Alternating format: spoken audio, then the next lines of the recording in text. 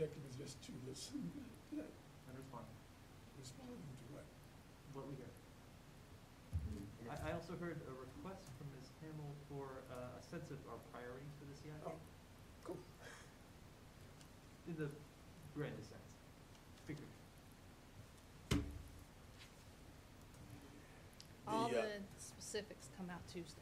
The budget that you got, the submissions that you got, does it balance with the budget, or are we cutting stuff? I know the Well, answer. I you know the saw answer, this but- new request list, right, of $80 million that was in your packet? Was it? Was that one in your packet? I haven't seen the Okay, request. well, we can talk about that. We will talk about that. So are we, I mean, last year, we had more than, we proved more than we had. As a result, we were facing revenue enhancement stuff. Is that, Yeah, so we're gonna visit where we are right now. Yeah, that's kind of what we're talking about tonight, is where we are, where we're headed, challenges. What are your overall thoughts? you are such the magician, you'll find a way to make it. Magician, okay. Thank you for being so kind. Well, you are what you are. I think we need somebody more along the lines of a sage with a firm command of philosopher's stone.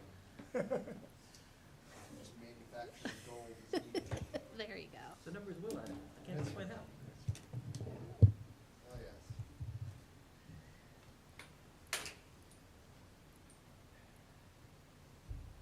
So, These two microphones.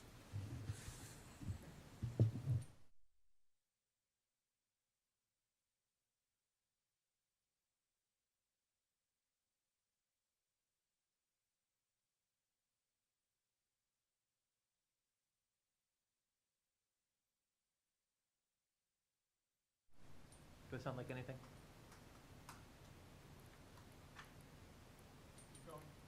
Just speaking to myself now.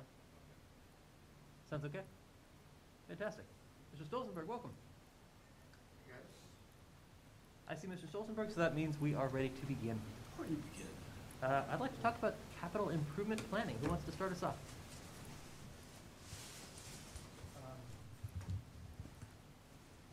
Well, I'll start with just a logistics note. Thank Love you it. for everyone coming this evening. We are not going to have verbal comment this evening. If anyone is interested in providing comment, you are welcome to provide written comment. That can be emailed to me at creasym, CREASYM, @charlottesville.gov, and we'll attach that to the minutes of this evening. Please note that the CIP item will be on the December 13th Planning Commission agenda for public hearing, and there'll be an opportunity for verbal comment at that time. But for this meeting, we're definitely accepting the written comment, and we will share that with the Planning Commission and all other parties. If you choose to do that, again, if you have written comment this evening, you can email that to me at creasym, CREASYM, @charlottesville.gov. Thanks. Thank you. Capital improvement planning. Good evening. How are you all? Nice to be with you in person. So tonight we're gonna have a work session, a little bit on the CIP as a precursor to the public hearing that you all will be holding on that on the 13th. And so with that, could you please bring up our PowerPoint?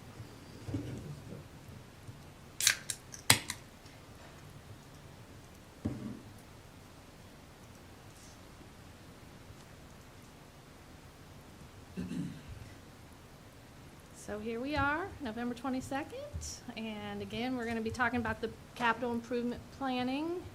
So next slide, please. So just a few things we're going to talk about, just a sort of a review and a recap of what is a capital project, what is a capital improvement program, what is the budget, why do we do that for 5 years, and how does the process work. So next slide, please. So what is a capital project? Essentially, it is a project that will serve a public purpose. It typically has a long, useful life. Oh, she's here.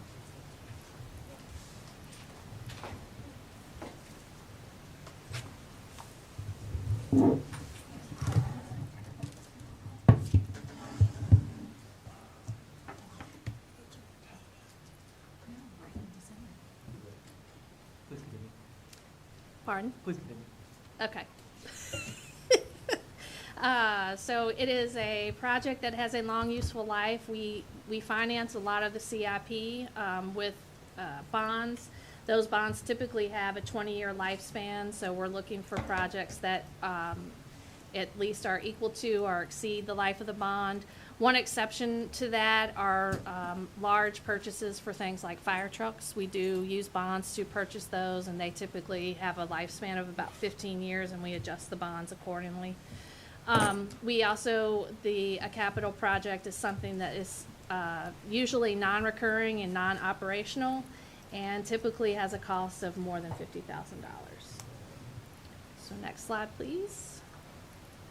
So some examples that were in the plan last year and will be coming forward in this plan as well. The bypass fire station replacement, Buford School reconfiguration, the Friendship Court redevelopment, and the Belmont Bridge that's currently underway as well are some examples of large projects that are in the CIP. So next slide, please. So what is the CIP? It's a capital improvement program, and it's intended to be a multi-year plan to forecast spending for anticipated capital projects. It's also supposed to build on the comprehensive plan that you all have worked on, and it addresses repair and maintenance of existing infrastructure and development of new city facilities as well. So next slide. So what is a budget? Again, the capital budget is part of a 5-year plan. Every year when council adopts the budget, they adopt the first year of that plan officially, and the years 2 through 5 are a plan for moving forward, but they are not actually adopted until we get to that fiscal year. So many times what you see, one year will change or vary a little bit in years 2 through 5 once you get to the next year's CIP plan. So here, typically our budget is broken out into some large priority categories. Then the individual projects are listed, and the funding plan over those 5 years is broken out as part of the budget. So next slide, please. Again, this is just the idea that for every expense that's in the CIP, there has to be an offsetting revenue. So at the end of the day, revenues minus expenditures should always be 0 in every single year. We do have multiple revenue sources. Primarily, as I mentioned, we primarily fund the CIP using bonds. We also have a city policy that requires us to fund that with cash. At 3% of the general fund is allocated for PAYGO. We frequently do more than that, but at a minimum, council has committed to pay at least 3% cash. And then in addition, if there are shared projects with the county or other schools, they also contribute in some way.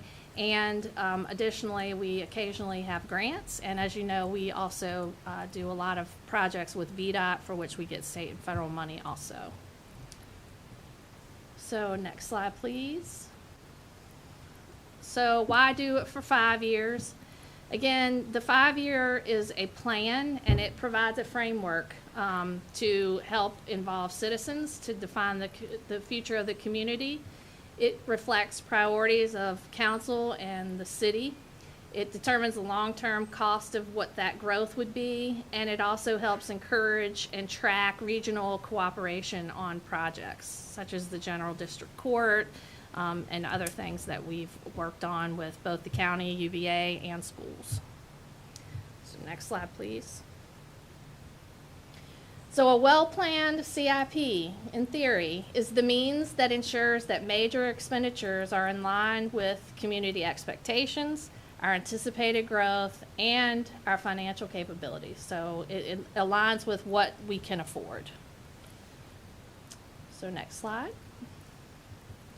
So over the coming, actually since September, we have begun this process. This is kind of a timeline of what happens with the CIP in particular, going from left to right. In October, the departments submitted their project requests to the budget office. Throughout the fall, the budget team, which consists of the city manager, the deputy city managers, myself, the finance director, and budget office staff, we evaluate all those submissions, and we work to come up with a draft plan, which in now November and through this meeting and the public hearing in December, we then present to you all for your feedback and your input. Taking that, then moving on to March, we will put all that together into a final proposed budget that the city manager will present to council. And then council will spend the month of March working on that and will finally adopt it as its budget in April. So next slide, please. So what are the things we look at when we're considering a capital project? And what's in and what's out. First, we look at legal mandates. So is there something about the project that we are required to do either by law, a regulation, or a court mandate? Is there a public health and safety issue? And do we need to do something to eliminate those risks? How does the project line up with the city council and manager's strategic work plan? And also, how does it align with the comprehensive plan? Next slide, please. What are the environmental sustainability issues with the project? Does it support those? Is it an infrastructure investment or protection issue? Does the project need to be done in order to preserve some city infrastructure? And then finally, what is the impact on the city operational finances and revenue? Will the project have a positive or neutral or negative impact on the city's operation finances? Next slide, please.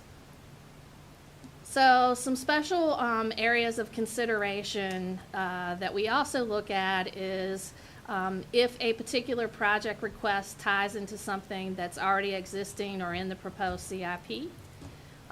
If there's been a demonstrated public support for the project, if the particular project gives us the ability to leverage other outside funding, i.e., county, UVA, grants, those kind of things. Will the project be done in partnership with someone else? And then also, does it increase the service level that the city is able to provide because of this project? So next slide, please. So where are we? This is a current copy of the adopted plan that was part of the budget last year. And as we look to this and as we talk about priority-based budgeting, the highlighted lines illustrate where the funding has gone in terms of priorities. So in terms of amount in order, education was number 1, affordable housing was number 2, and transportation and access was number 3. So, I'm sorry. So the education piece, that was the reconfiguration. That is correct. And that, so that is what's in FY24 there at the 69 million. And that, did displace the priority in terms of where the dollars went. You mentioned Beaufort, is that 69 for Beaufort?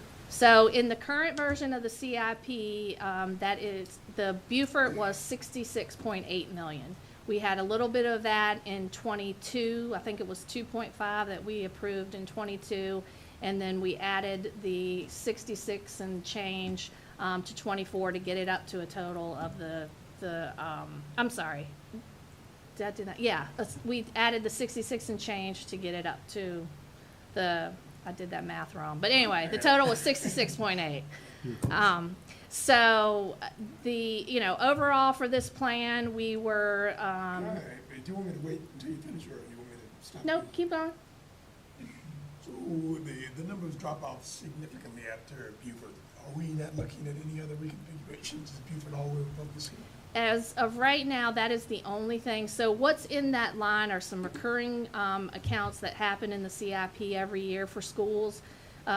We have typically put in about $2.5 million for school priority projects, which is an account that there is a CIP committee that involves the school board and city staff They go through, set their priorities, and they create projects to use that they consider priorities with that.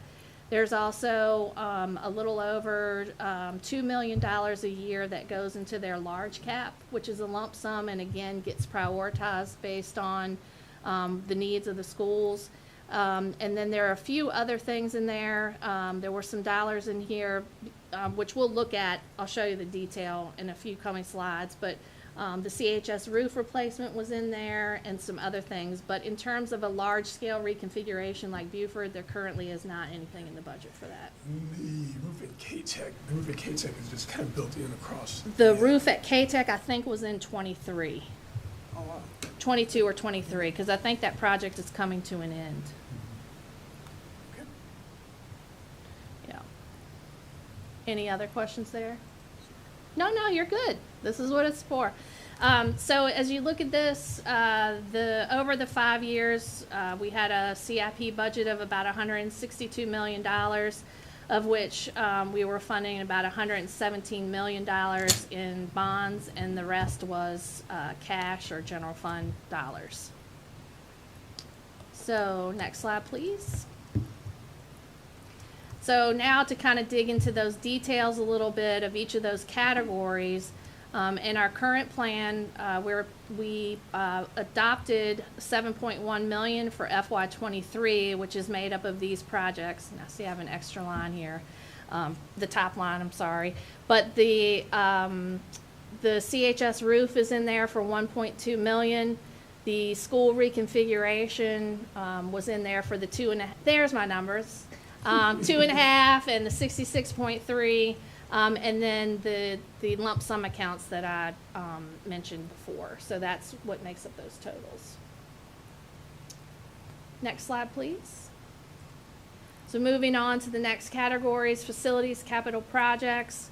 Again, this is very similar. The lump sum for facilities, capital projects. Those are projects that our facilities development team prioritizes based on assessments and things that they use. HVAC replacement is very similar.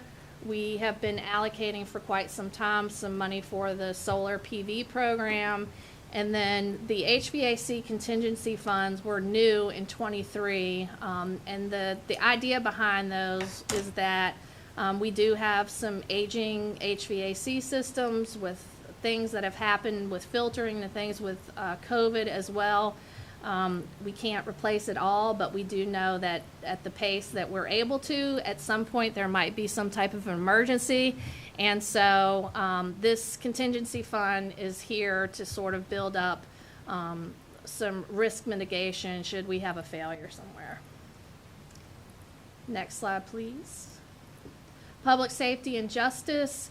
Again, as I mentioned, we do, because of the price of fire trucks, they are included in the CIP, whereas most of our other vehicle or rolling stock is budgeted for in the operating budget.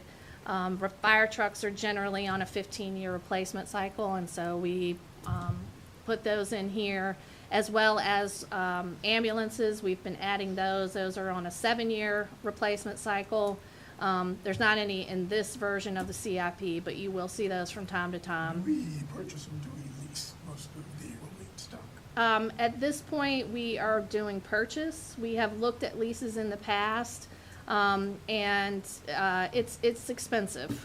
And so we've ebbed and flowed, but we have discussed that and we have looked at it, and every single time so far we've landed on purchase is the best way to go. The bypass fire station, this project was budgeted, and I'm going to get the numbers wrong, but I want to say it was in the $5 or $6 million range.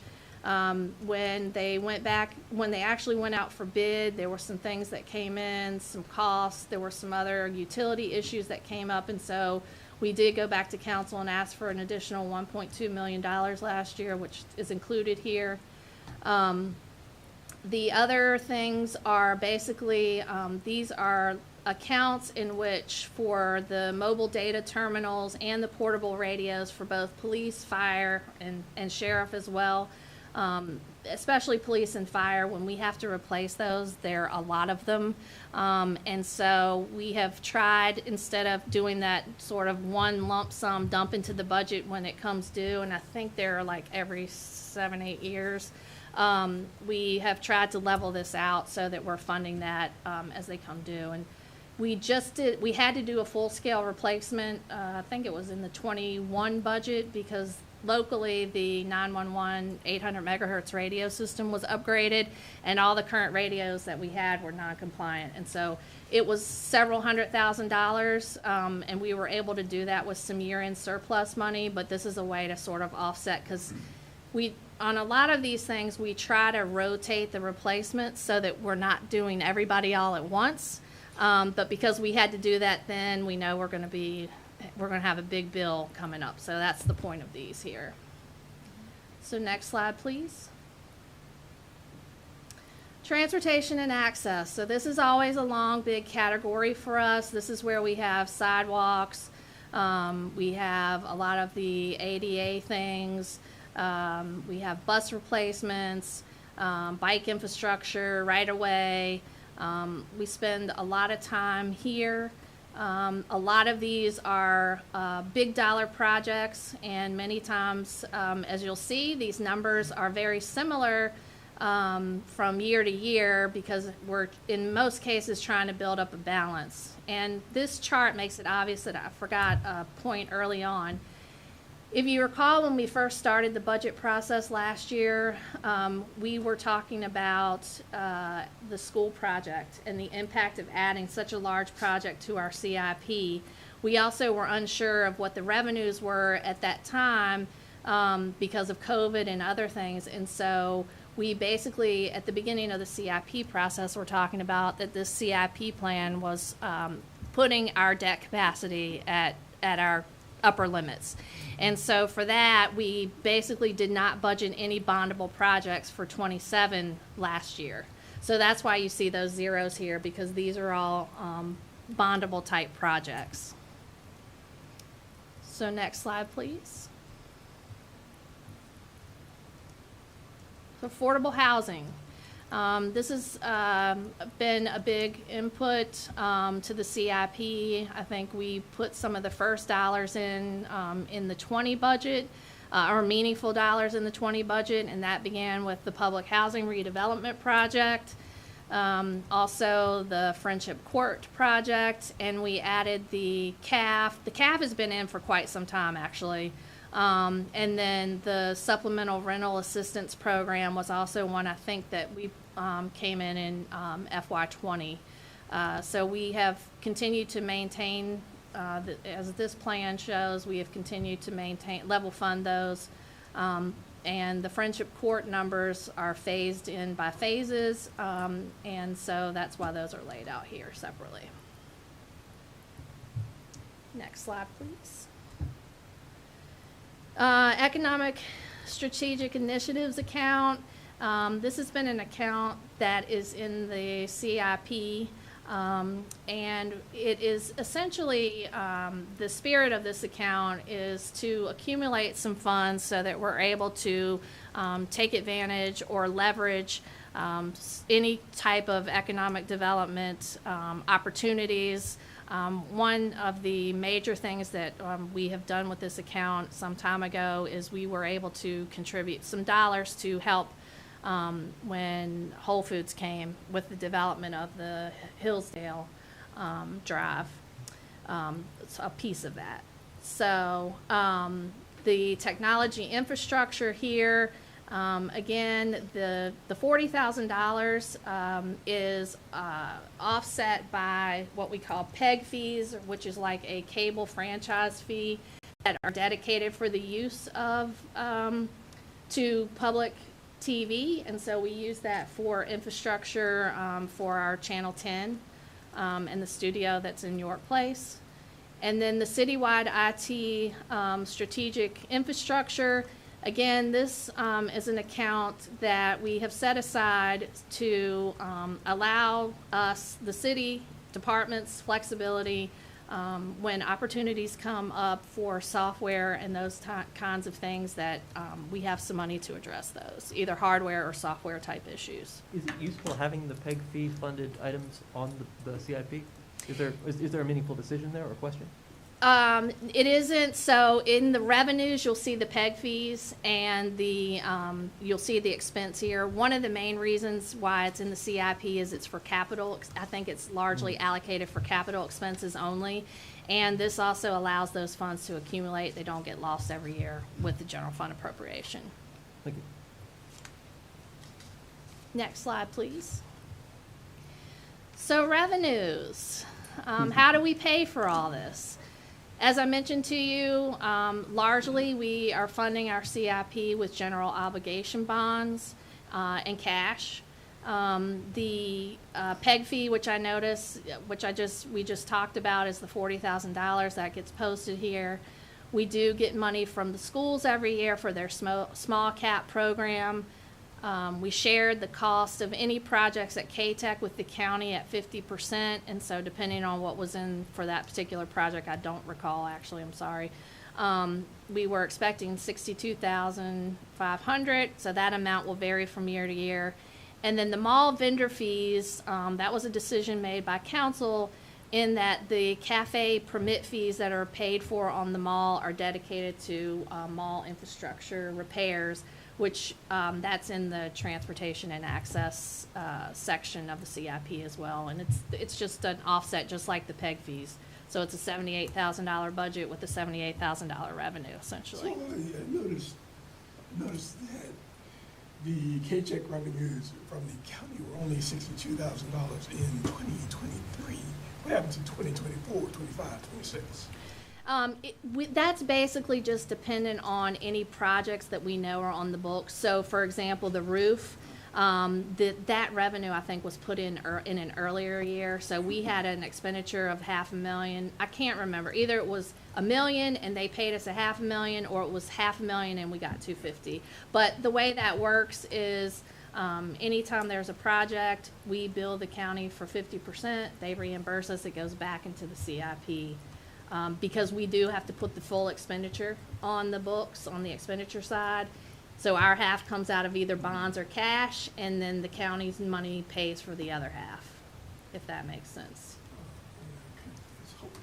Yep. Am I correct that mall vendor fees are not adequate to meet mall maintenance costs? That is correct. Thank you.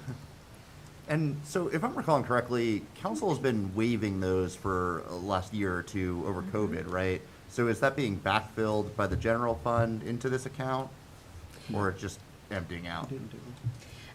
No, so it's a good question. I guess it is being backfilled by the general fund. We could actually reduce that budget if we wanted to, but it doesn't behoove us because we got a lot of work to do. So, Fair. Good question, yeah.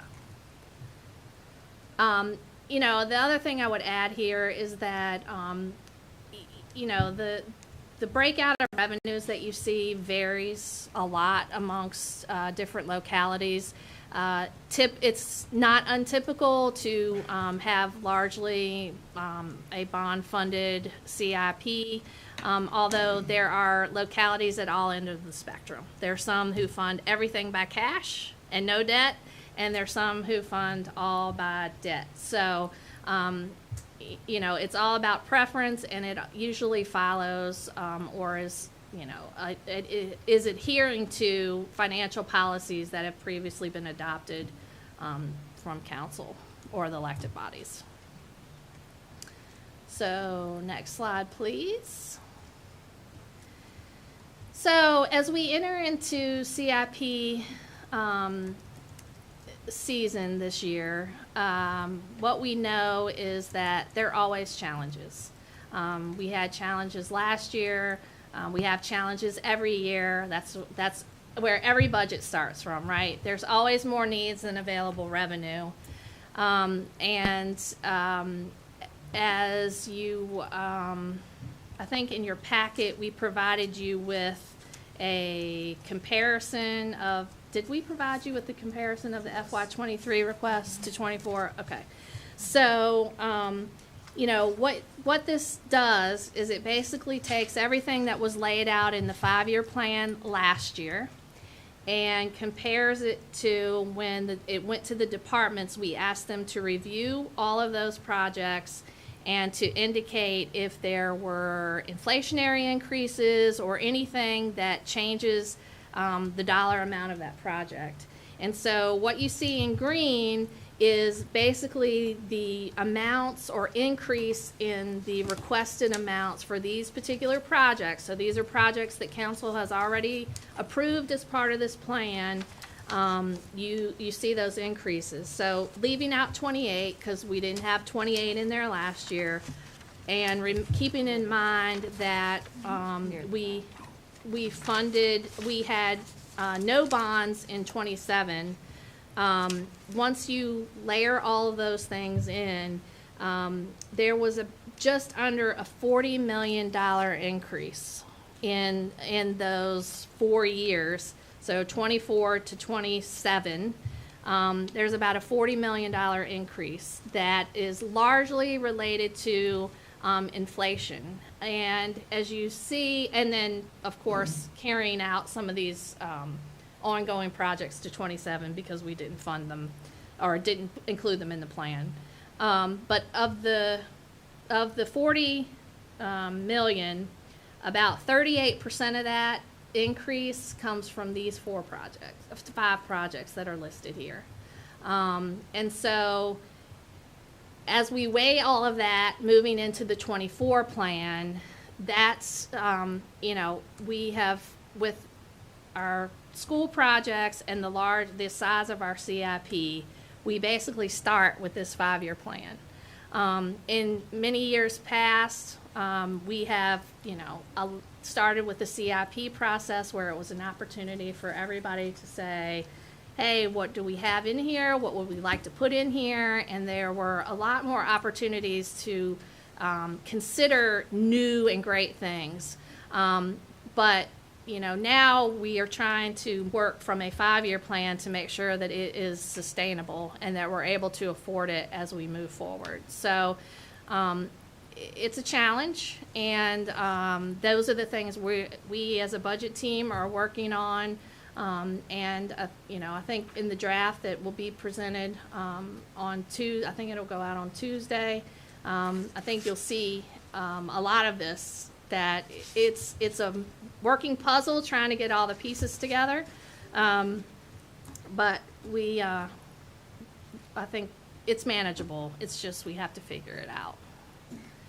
So next slide, please. So what is new for FY24? First of all, this year, for the first time that I'm aware of, since at least I've been working on the CIP, we made a concerted effort to ask that every project and every submission be linked to a specific chapter and goal within that chapter of the comp plan. And so one of the things that we'll talk about on the 13th is sort of just like we look at the alignment of how it falls within the categories, either affordable housing or transportation. We will look at that on the from the comp plan standpoint. So hopefully that will be helpful. The other thing is that we have a new Budget Explorer tool, which we rolled out last year as part of the operating budget, that allows you to drill down to the line item on operating budgets, but we've also enhanced that a little bit to add the CIP. So could you bring that up, please? So for the first time, again, I think this is new information, because typically when we come to the Planning Commission and when we are working through this very short budget season, we talk to you about next year and moving forward. But we haven't spent a lot of time allowing everyone to sort of look back to say, how are we measuring up to what we've done, what's been approved in the past. And so on that top, where those boxes are at the very top, where it says under how do I'm sorry, if you'll just go to that arrow at the very end of those boxes, yep, and just click on the arrow one time. Oh, I'm sorry, click on the last box then, he added it there. Where it says CIP, right there. So, ta-da. Amazing. See?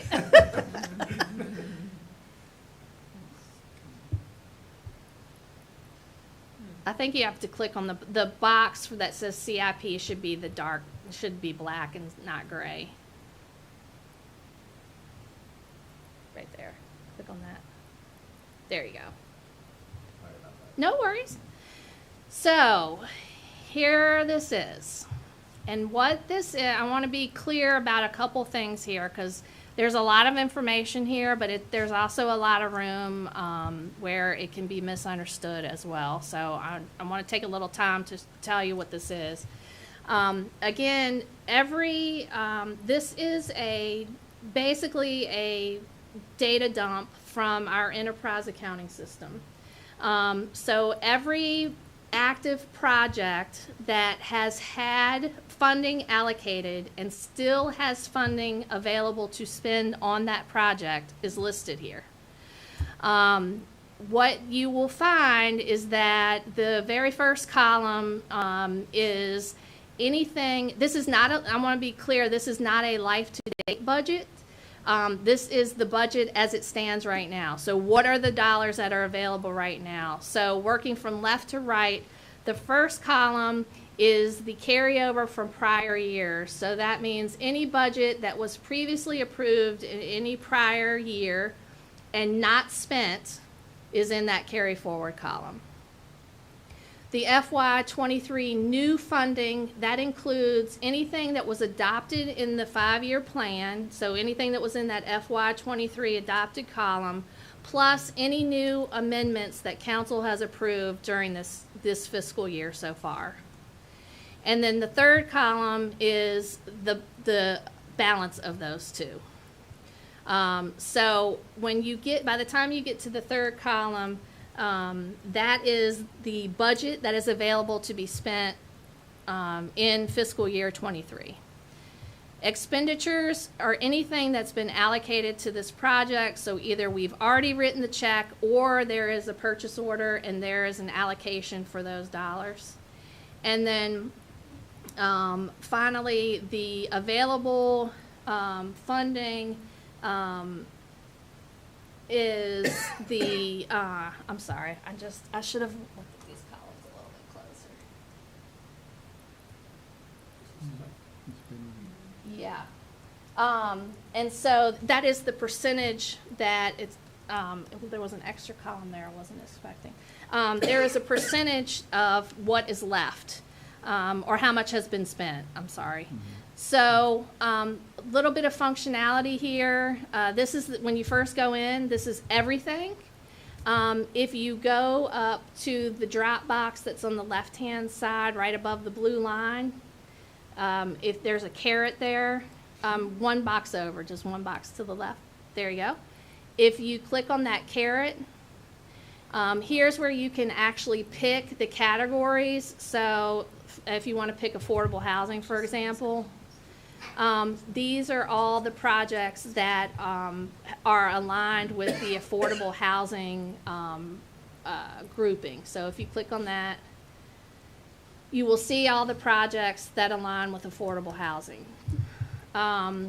If you go over to that box on the right and click on that caret, you're able to choose the percent that has been spent. So if you wanted to look at a project where no dollars have been spent, you could do that.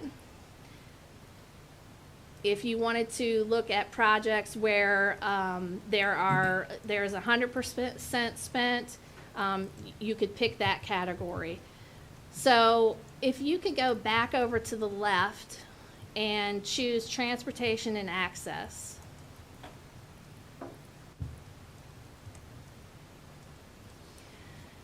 What you're going to notice in the bottom of this box is, again, the total of all the lines you see up above. So if we just skip to the last box, you'll see that there's about $83 million that is available in transportation and access projects. So that looks like a lot of money, and it is a lot of money, but I want to be clear that that doesn't mean that we can go in here and say, okay, well, what is zero? And let's take all those and let's reprogram it to something else. If you recall from the earlier slides, all of these budgets have to be offset by a corresponding revenue. And many of these projects are state and federal funded. And so if we don't do the project, we don't get those state and federal funds, and so this budget is really not available to be spent. So just keep that in mind as you look through these projects or, do these breakouts. Keep in mind that every project has a story, and it's not as easy as just saying, well, we've got this money, so let's don't do this, let's do something else. We need to kind of look at that and see how these things are funded. But that's how we maintain the balance of the CIP. I just had a question, but the money here is our city's money, right? Like that cash, or in this case, bonded. It's unrelated to, it's not including the federal money that we get. It does include it. So for example, if a total, let's just take, these numbers will not be correct. So this is a sake of example because I don't have these on the top of my head. But let's just pick Belmont Bridge. I think that was roughly a $40 million project. Of that, I think only $5 million of that is city money. If you were to go here and look at the budget, you'll see $40 million because that's what we have to issue a construction contract for. But that's going to be offset by bonds, and then let's say the city thing was $5 million, there'd be $35 million revenue budget that we've got to collect for state and federal dollars. So that's what I mean by you can't just go by looking at this available budget and think, oh my gosh, because until we actually, if the revenue does not materialize, we technically don't have the money to spend it. So any questions on this tool? So I want a few other just side points. So these numbers are accurate as of today. These are the balances as of today.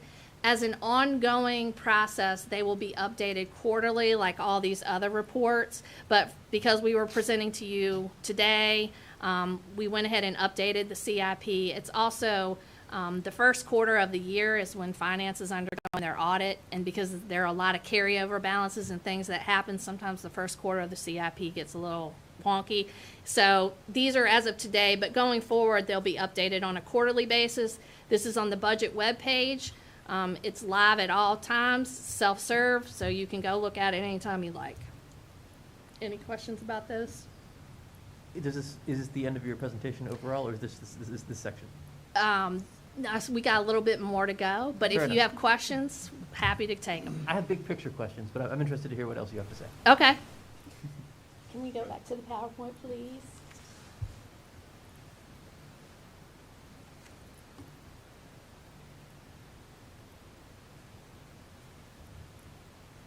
Folks on the call, did you have any questions?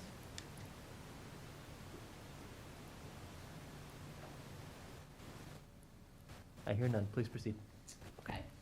So, talked about the comp plan, shown you the Budget Explorer tool. The next thing that we're working on is we are going to both an online budget book for the operating budget, but in particular, we will have an online CIP budget book for this year.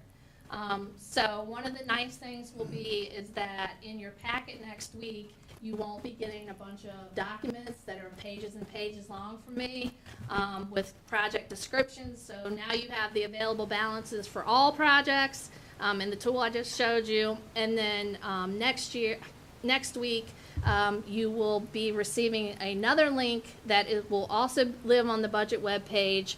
And it will afford you the opportunity to click on any project that's in this plan and have all the information about that project in one place. And the goal is, right now, it just includes projects that are in the plan. We are working towards the idea that every project, so everything that's in that Budget Explorer, we would eventually like to have a story page for that. But because of time and everything for now, for this year, it's just what's in the 5-year plan. So that big, long document that I normally send that explains the project will now all be online and you can access it directly. And then I think there's one more bullet on this slide, if I'm not mistaken. Yes, so with that, so in addition to sort of all these administrative kind of changes, I'm going to turn it over to Sam, who is going to talk to you a little bit about some process changes. Thank you. So, good evening, Commissioners. I'll say that we're going big picture now. So that was planned for. What you just went through in this presentation that Chrissy just shared with you gave you a good overview of the CIP from a budget perspective. But there's another school of thought that the CIP is also a planning document. And that's something that we have probably fallen short in some aspects. And since I've been here, I have questioned and questioned and questioned and have been working towards trying to figure out how we can bring those two together. In my opinion, the planning side of it, the planning aspect of the CIP should inform the budget. And those two should work together. So as we've been working, and actually Chrissy and Brian have been doing a lot of work before we even got to have our conversations about what was going on in my head as I started looking at things. But those examples of what Brian has done just really bring to light what I was hoping for, and that was putting more information out for the larger public to be able to see. But ideally for us to then be able to internally look at how do we better plan for what it is that we're attempting to do. We have a lot of money tied up in our CIP. We have a lot of projects. What we don't have is a lot of capacity. That's been one of our issues. Those two don't really work well together when it comes to trying to get things done. Our project management team in transportation specifically have a portfolio out of this world. It is too big, to be perfectly honest. And sitting down and talking with them, they are operating from an understanding that the desire is that we always apply for state funds, state and federal funds, period. That's not good practice, because if you cannot deliver the project, you shouldn't be applying for them. That's the Sam school of thought. But what we have to be able to do is we have to be able to reconcile where we're having those issues and try to figure out how do we add more capacity, or maybe look at how we do our work. What are the process changes, the improvements that we need to make?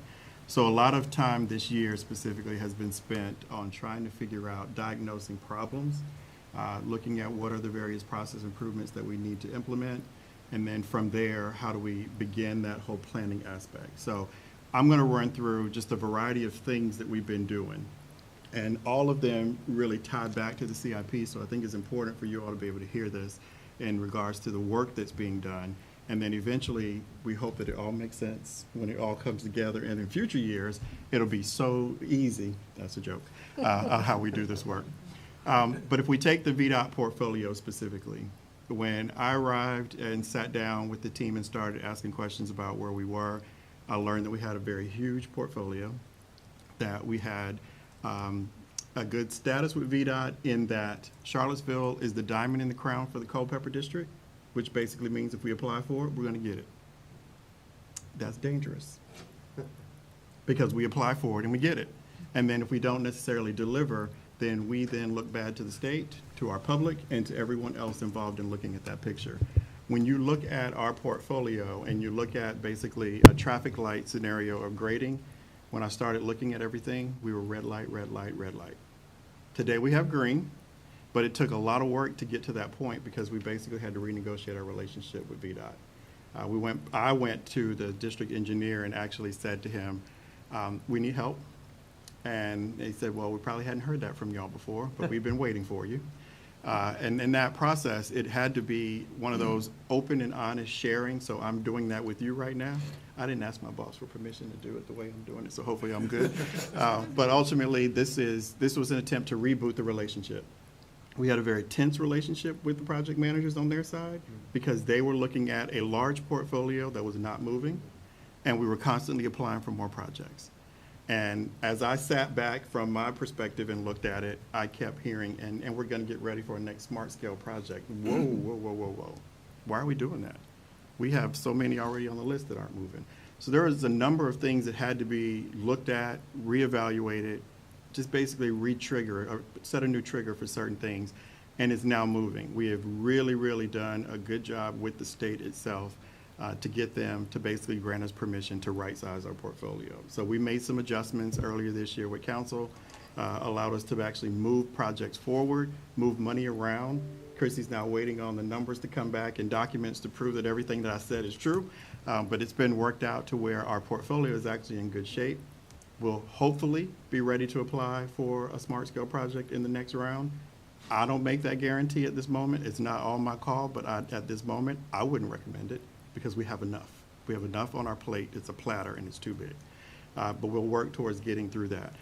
How we've been addressing the platter, though, is that we've looked at adding additional positions. We have 3 project manager positions that are at this moment being advertised, 1 specifically for ADA, 1 is a senior project manager so that we'll have someone to actually oversee that team specifically, and then just added capacity. All of that is going to add more hands to the mix to allow us to be able to do that work and get it done as we've applied for it.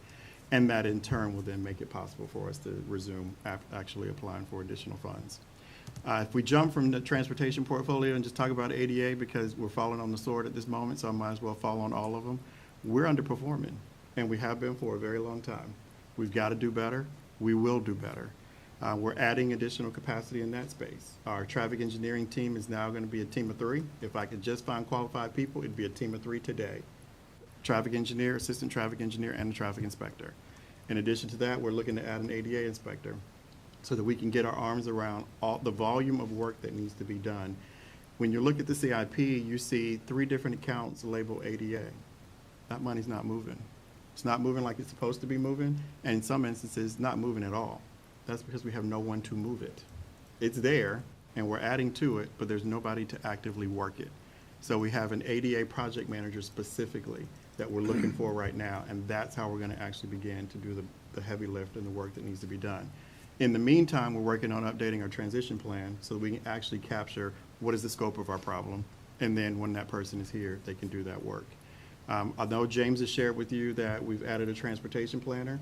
That's been something that he and I talked about when he first joined the team, that we have a lot of plans. We do a lot of great planning work here. There are a lot of disconnected plans on the shelf. Now we're going to have somebody who's going to work to weave through those plans and make them make sense and help to order the work that it is that we're trying to do. So Ben is I'm already excited about Ben being here. So Ben is going to help us figure out how to do this in a way that work then informs the next smart scale application. We shouldn't be asking the state to give us money for a smart scale project without truly evaluating, is this the right project? Why is it the right project? We should know that. We should confidently know that. And then we should also be able to know that we can deliver on that timeline that we set for that. So there's a lot that has to be done in that space. I'll just share with you that I recognize that the comp plan is a very controversial effort. The CIP should most definitely be tied to the comp plan. Comp plan says that's where we're going. The CIP is how you get there. That's really what it's all about. We've got to make sure that those two go together. So there's some work that needs to be done in getting that done. I would love to keep adding positions, and Chrissy she wants to hit me every time I say adding capacity and adding a position. But at this point, I feel like we've been off track a little bit, and we're righting that ship. And I'm not going to ask for what I really want at this moment is the CIP manager. That's what I want. I haven't gotten approval for that yet, but I'm building the capacity in other ways. Don't do that. We're building the capacity in other ways so that we can actually do that work. And in my mind, it's to prove that we need one. That's what I'm doing. That's how my friend works with me. So we're going to get that work done. James has already been in that conversation with me. I believe we can build up the capacity in a way that we can take a stab at really managing the CIP for what it is today. Actually, you're going to help because you're an advisor. That's why the screen is up here. We know that you're going to do this. We have no doubt that we're going to receive a bunch of questions from some of you. You might be sending them now. We expect that. But part of what we want to do is then we want to be able to engage back and forth with you on some of that stuff. So I think that's really what we're getting at. That the planning aspect of it is for us to take a step back. We should be asking ourselves questions all the time about the CIP. Why is that in there? How did it get in there? Has something changed? When it's stuck, is there a good reason why it's stuck? And it shouldn't always be capacity that's the reason that it's stuck. It could be something else that's contributing to that. If no one is really asking that question, we will never know, and that's why you have a list of items that sometimes is not moving and you don't understand why it's not moving. Part of the other aspect of it is that in our office, at the level that we are, we don't understand this stuff either. We have to rely on project managers to tell us, I don't want to do that. Because then they can do things and hide things and express things that we don't necessarily know is exactly the way it needs to be. It should be working together. We should be sitting down with them. We should be having them make presentations to us and tell us what's going on, asking for help that they need. I'm doing my best to triage as many problems as I can that actually lead to why we're stuck in so many different ways. And in some instances, it's been the chaos that the city has gone through. This is how it plays out. When that list doesn't move, that's a symptom of a bigger problem. So if we stabilize the way we're trying to stabilize, all of this gets better. And that's the big picture. So I'll end there and see where you want to go next. That was a lot. Questions on that? Mr. Mitchell? No, it's good. I like what you're doing. I like the focus on the budget and being focused on, the complicated narratives to that. So good move. All right. Is there more presentation to come, or are we A little ready to bit. talk? Couple more slides. Okay, I'll wait on the other stuff. Yeah. Mr. Droncy, do you have a question on that issue? It can easily, it was a sort of a process question. The online book, is that a skeleton right now? It's got a lot of flesh on it, or is it gonna be ready to roll next week? It's gonna roll next week, So, and it has, Most a of it, lot, for yeah. the CIP, it's flashy. okay, It's a lot. okay. Yeah, I'm excited about it. I hope you all find it useful. I will say that, it remains a work in progress, and so, if there are things that you wish were there that aren't there, please do let us know, because we do want it to be a useful tool. So, let us know what you think once you see it, but it'll be, it'll be live next Tuesday. Right, so critique of that functionality, because this is the first shot, he knows. Sure, Right. absolutely. Additional questions on this? Yeah, so I guess a question, so a lot of the things that are holding up CIP items, I mean, kind of maybe the main thing is like staff capacity, right? Which is an operational budget kind of thing. And I guess the question is, where do we come in as the advisor on the CIP when it's an operational thing that's precluding maybe putting money into the CIP, right? Like every year I bicker, you guys cut new sidewalks to zero, and we say put some money in new sidewalks, and you put 100,000 in new sidewalks. But I'd rather spend 100,000 on a new project manager that can get me one more smart scale every other cycle that's worth $15 million in new sidewalks than 100,000 a year, right? But that's not in the CIP. So, like, how do we square that circle? So I think that's a perfect segue to to the next slide, which I want to, and I'll, if we can go to the next slide. So I think that the one way that you help with that is, you take the data that we have, you take the draft that we have, and as Sam mentioned, we look to you to be an advisor. And as a group, we look for, what are your recommendations for the plan? And so, to your point, while operations is not really within the CIP, it certainly would be, this board could certainly put that in your recommendation to the city manager that, hey, instead of doing this, do this. Because, as we know, all of the funding for the CIP and the general fund, it's all one big pie. And so how we divvy it up, whether it's in the CIP or whether it's in operations, it's still a relevant discussion. So, I would say if your peers agree with you and you get the votes, put it in your recommendation. I think I'll add to it that the thing that will contribute to your ability to do that consciously is our providing more information. One of the things that I would like to be able to do is for our team to be able to share their progress reports and put that out forward as well. That then kind of feeds you a better understanding as to how the project may be moving. Looking at schedules, you'll start to see adjustments to schedules, and then that might actually lend a question, and then we can actually be able to respond to that. Part of the assessment work that's being done right now is just to try to figure out, so what are we doing in the way of project management? How are we tracking the work that we do? And then is it something that we could actually not have you do anything extra, but I could just promote it to the website somehow, figure that out. That's one of the things that I'm working on at this time. If I can feed you and the public more of that information, that then, I think as a body, it makes you a little more informed about what's going on. So then as you make that recommendation, you can feel more confident about it. Great, thanks. And so, does that answer your question? Okay. Yeah. So, these next two slides, are basically just an excerpt from the, formal recommendation that the planning commission made to city manager and to council last year for the CIP. And each of the ones, that, of those recommendations that were implemented are noted with the notes in red here. So one of the things was, one of the first recommendations, bad example to put this one first, but it was to reduce the milling and paving line item. And we actually did not implement that change. And I'm not gonna go through each one, but in this one in particular, that line item was already reduced as a function of dealing with COVID. And so that's why we did not accept that recommendation.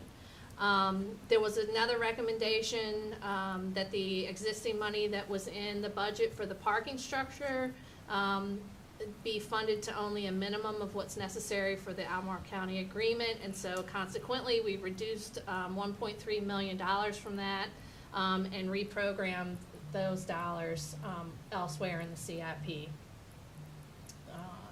Did we scroll down, or is there another? There's one more bullet. Then Oh, is that the last one? It was the second page. I think Okay. you missed it before, that one. Okay, that one, so on this one, the commission made a suggestion that we fully fund the request for the tree planting, new sidewalks, and bike infrastructure, and the hazardous tree removal. We did fully request fund the request for the ash tree removal, and we made some increases in the other line items. And I think for sidewalks last year, we had actually, which, Roy, you just brought this up as well, we had actually taken new funding out simply because of COVID and other things, there was a large existing balance, and so we just took a year off, but we did add it back in. The next one was the economic development strategic initiatives account, the small area plans, and the strategic investment area. We did decrease funding from all of those. Next line down. I think there was one more bullet. The affordable housing fund was the next bullet. Okay. Increase in budget. Charlottesville Affordable Housing Fund. Okay, Yeah. and that one, because of other initiatives that we were working on, we didn't actually increase there, but there were other increases throughout the CIP for affordable housing. So, that's all to say that, you'll put in your recommendation, doesn't mean every single one is accepted, but we do try to review those, and implement where we can and, what we can afford. Do we know So- what the impact of the reductions in bullet number 2 were? The reducing the strategic investment area implementation, what was the impact of that? We didn't take out a lot, but I don't know, but, I remember Lyle and I debated back and forth about economic development as well, and I think he won, so. yeah, we can get back to you on that. I know that from the economic development initiatives, again, that's just an account that does have an existing balance. I think it was $95,000 or something like that. It was. But it had $1.5 million in the pot already. It does. And they spent $3,800 this year. Maybe Yeah. that's why it won. Yeah, and that's one of those things that, sometimes the ask is little, sometimes the ask could be big, depending on what we're trying to leverage. But, we heard the commission, and so therefore we reduced the funding there.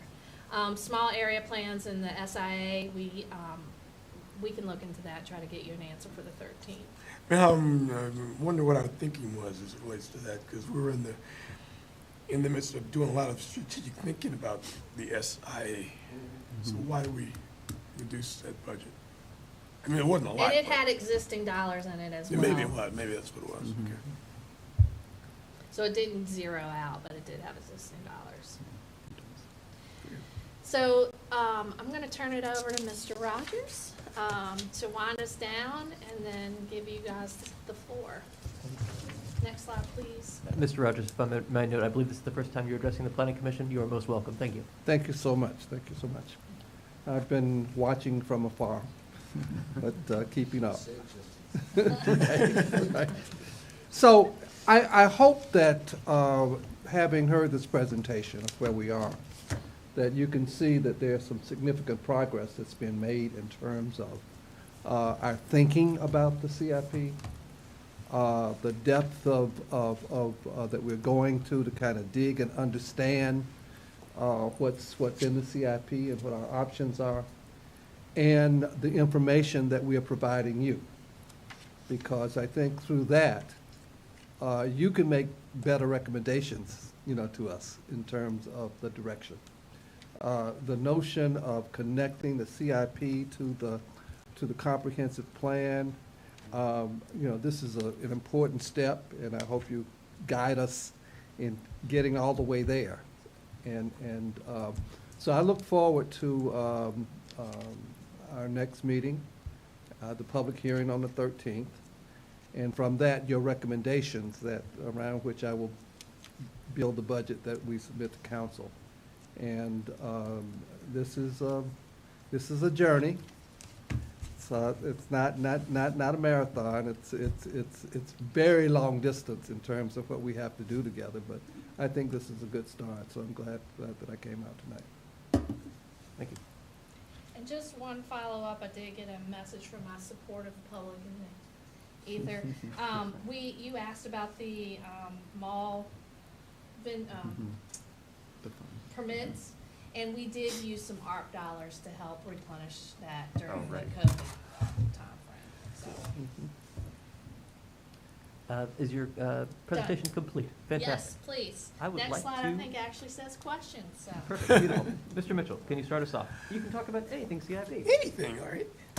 Last year it was obvious that the reconfiguration was going to be the top priority for new stuff. What direction have the departments gotten from you, Mr. Rogers, and council on the top priorities for the next 5 years? For the next 5 years, okay. I mean, new stuff that's not already in there, in the mix. I guess I can say not any big projects like the school configuration at this point. In terms of what has come in, Christie, what have you seen? I would say. But that- again, what I'm trying to get, I want to hear the answer, because, yeah, I love it. But what I'm attempting to understand is what guidance have you gotten from council? Because they're always in the background whispering in your ear, and clearly they were yelling, "We're going to fix the school." But anyway, so keep that in Well, mind as you answer, yeah. but. Yeah. Go on, Christie. I was, specifically, instructions that went to departments were, let us know what's out there, but be reasonable.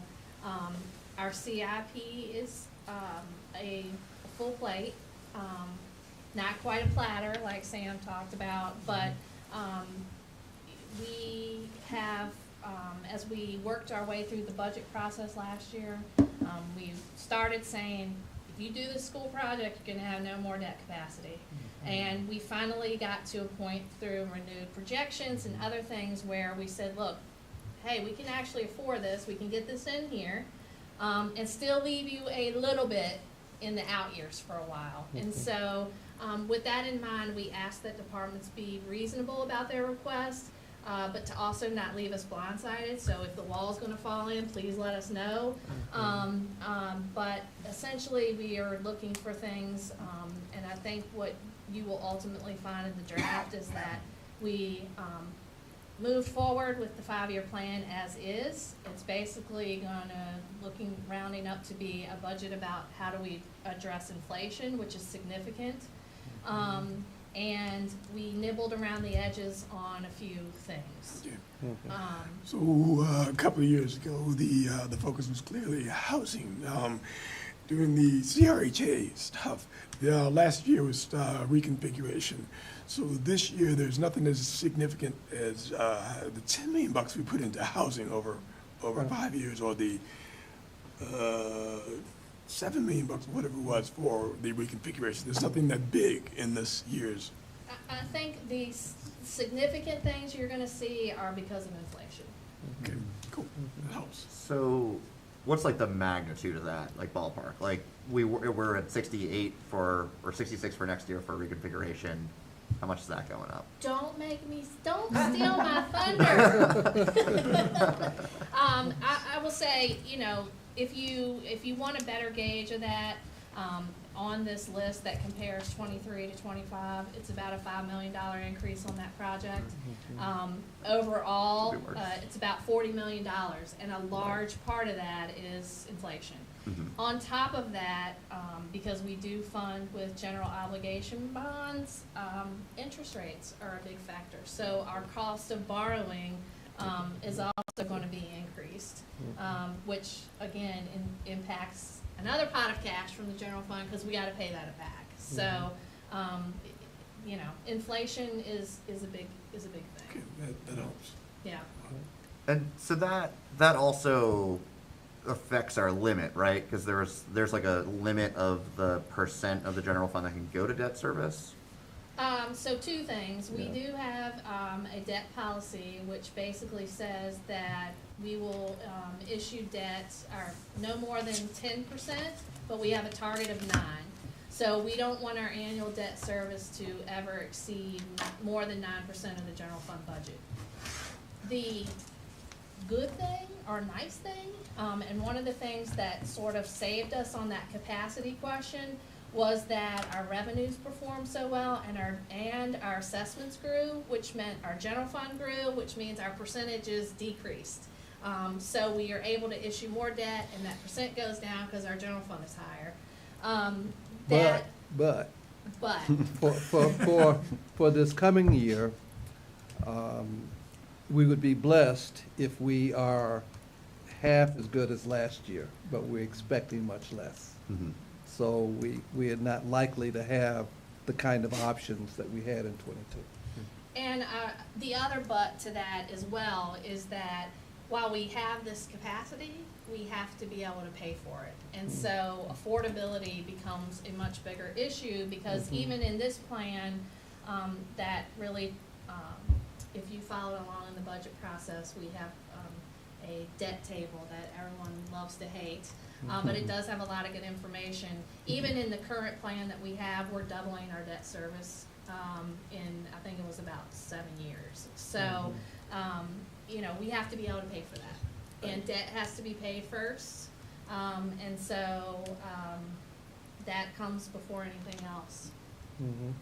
Are we still looking at zeroing everything out in FY27 or whatever?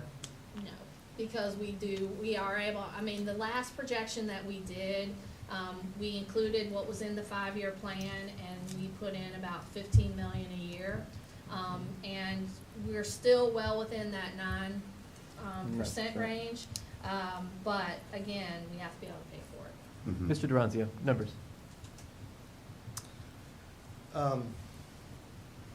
Actually, most of that was actually an illuminating exchange, and I'm actually thinking about inflation versus cost of debt and the way that can be leveraged to one's advantage over time,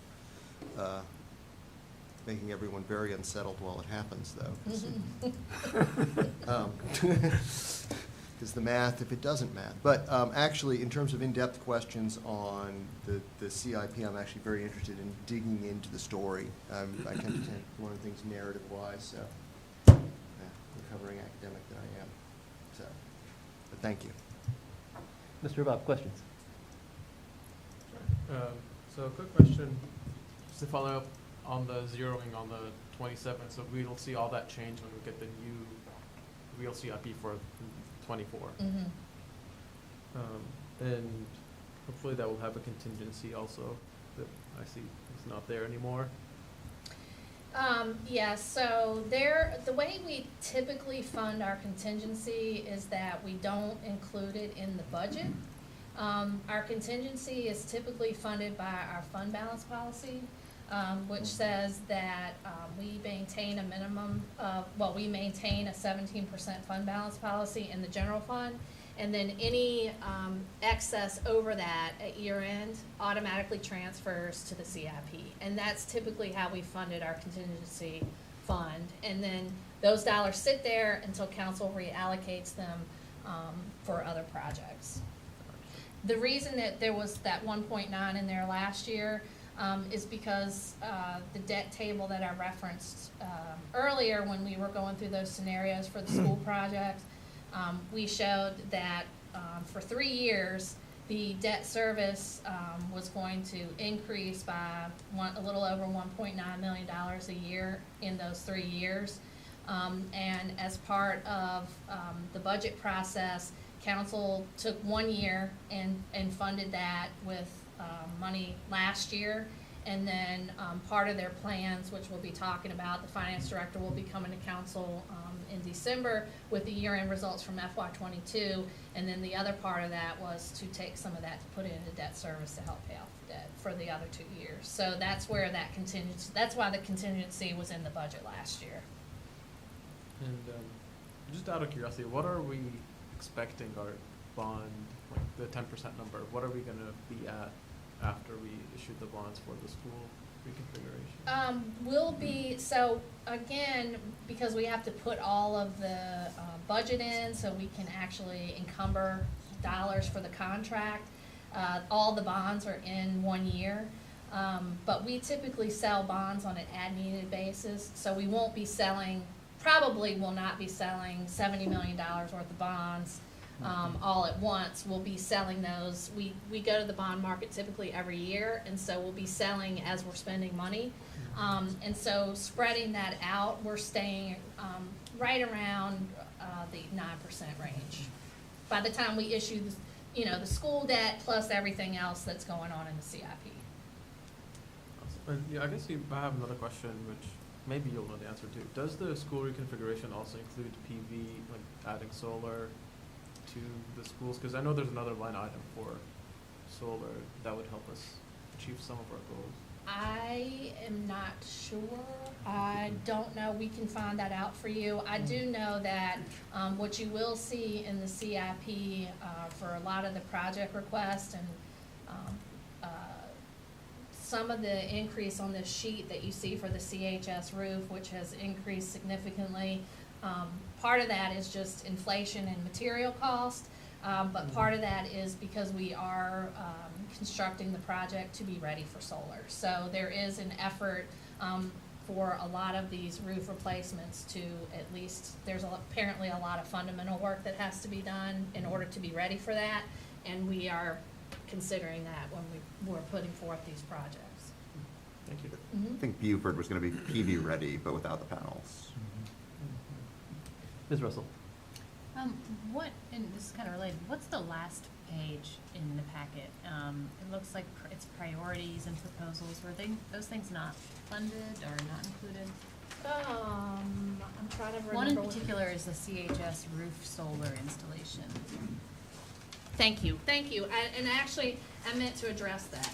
So what this is this is a listing of all the new requests that departments submitted this year.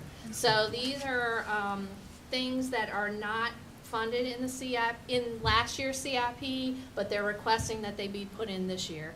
There's been no work done here, in terms of what you see. There's been no, determination. When you get the draft next week, you will see what things, came off this list to go into the CIP.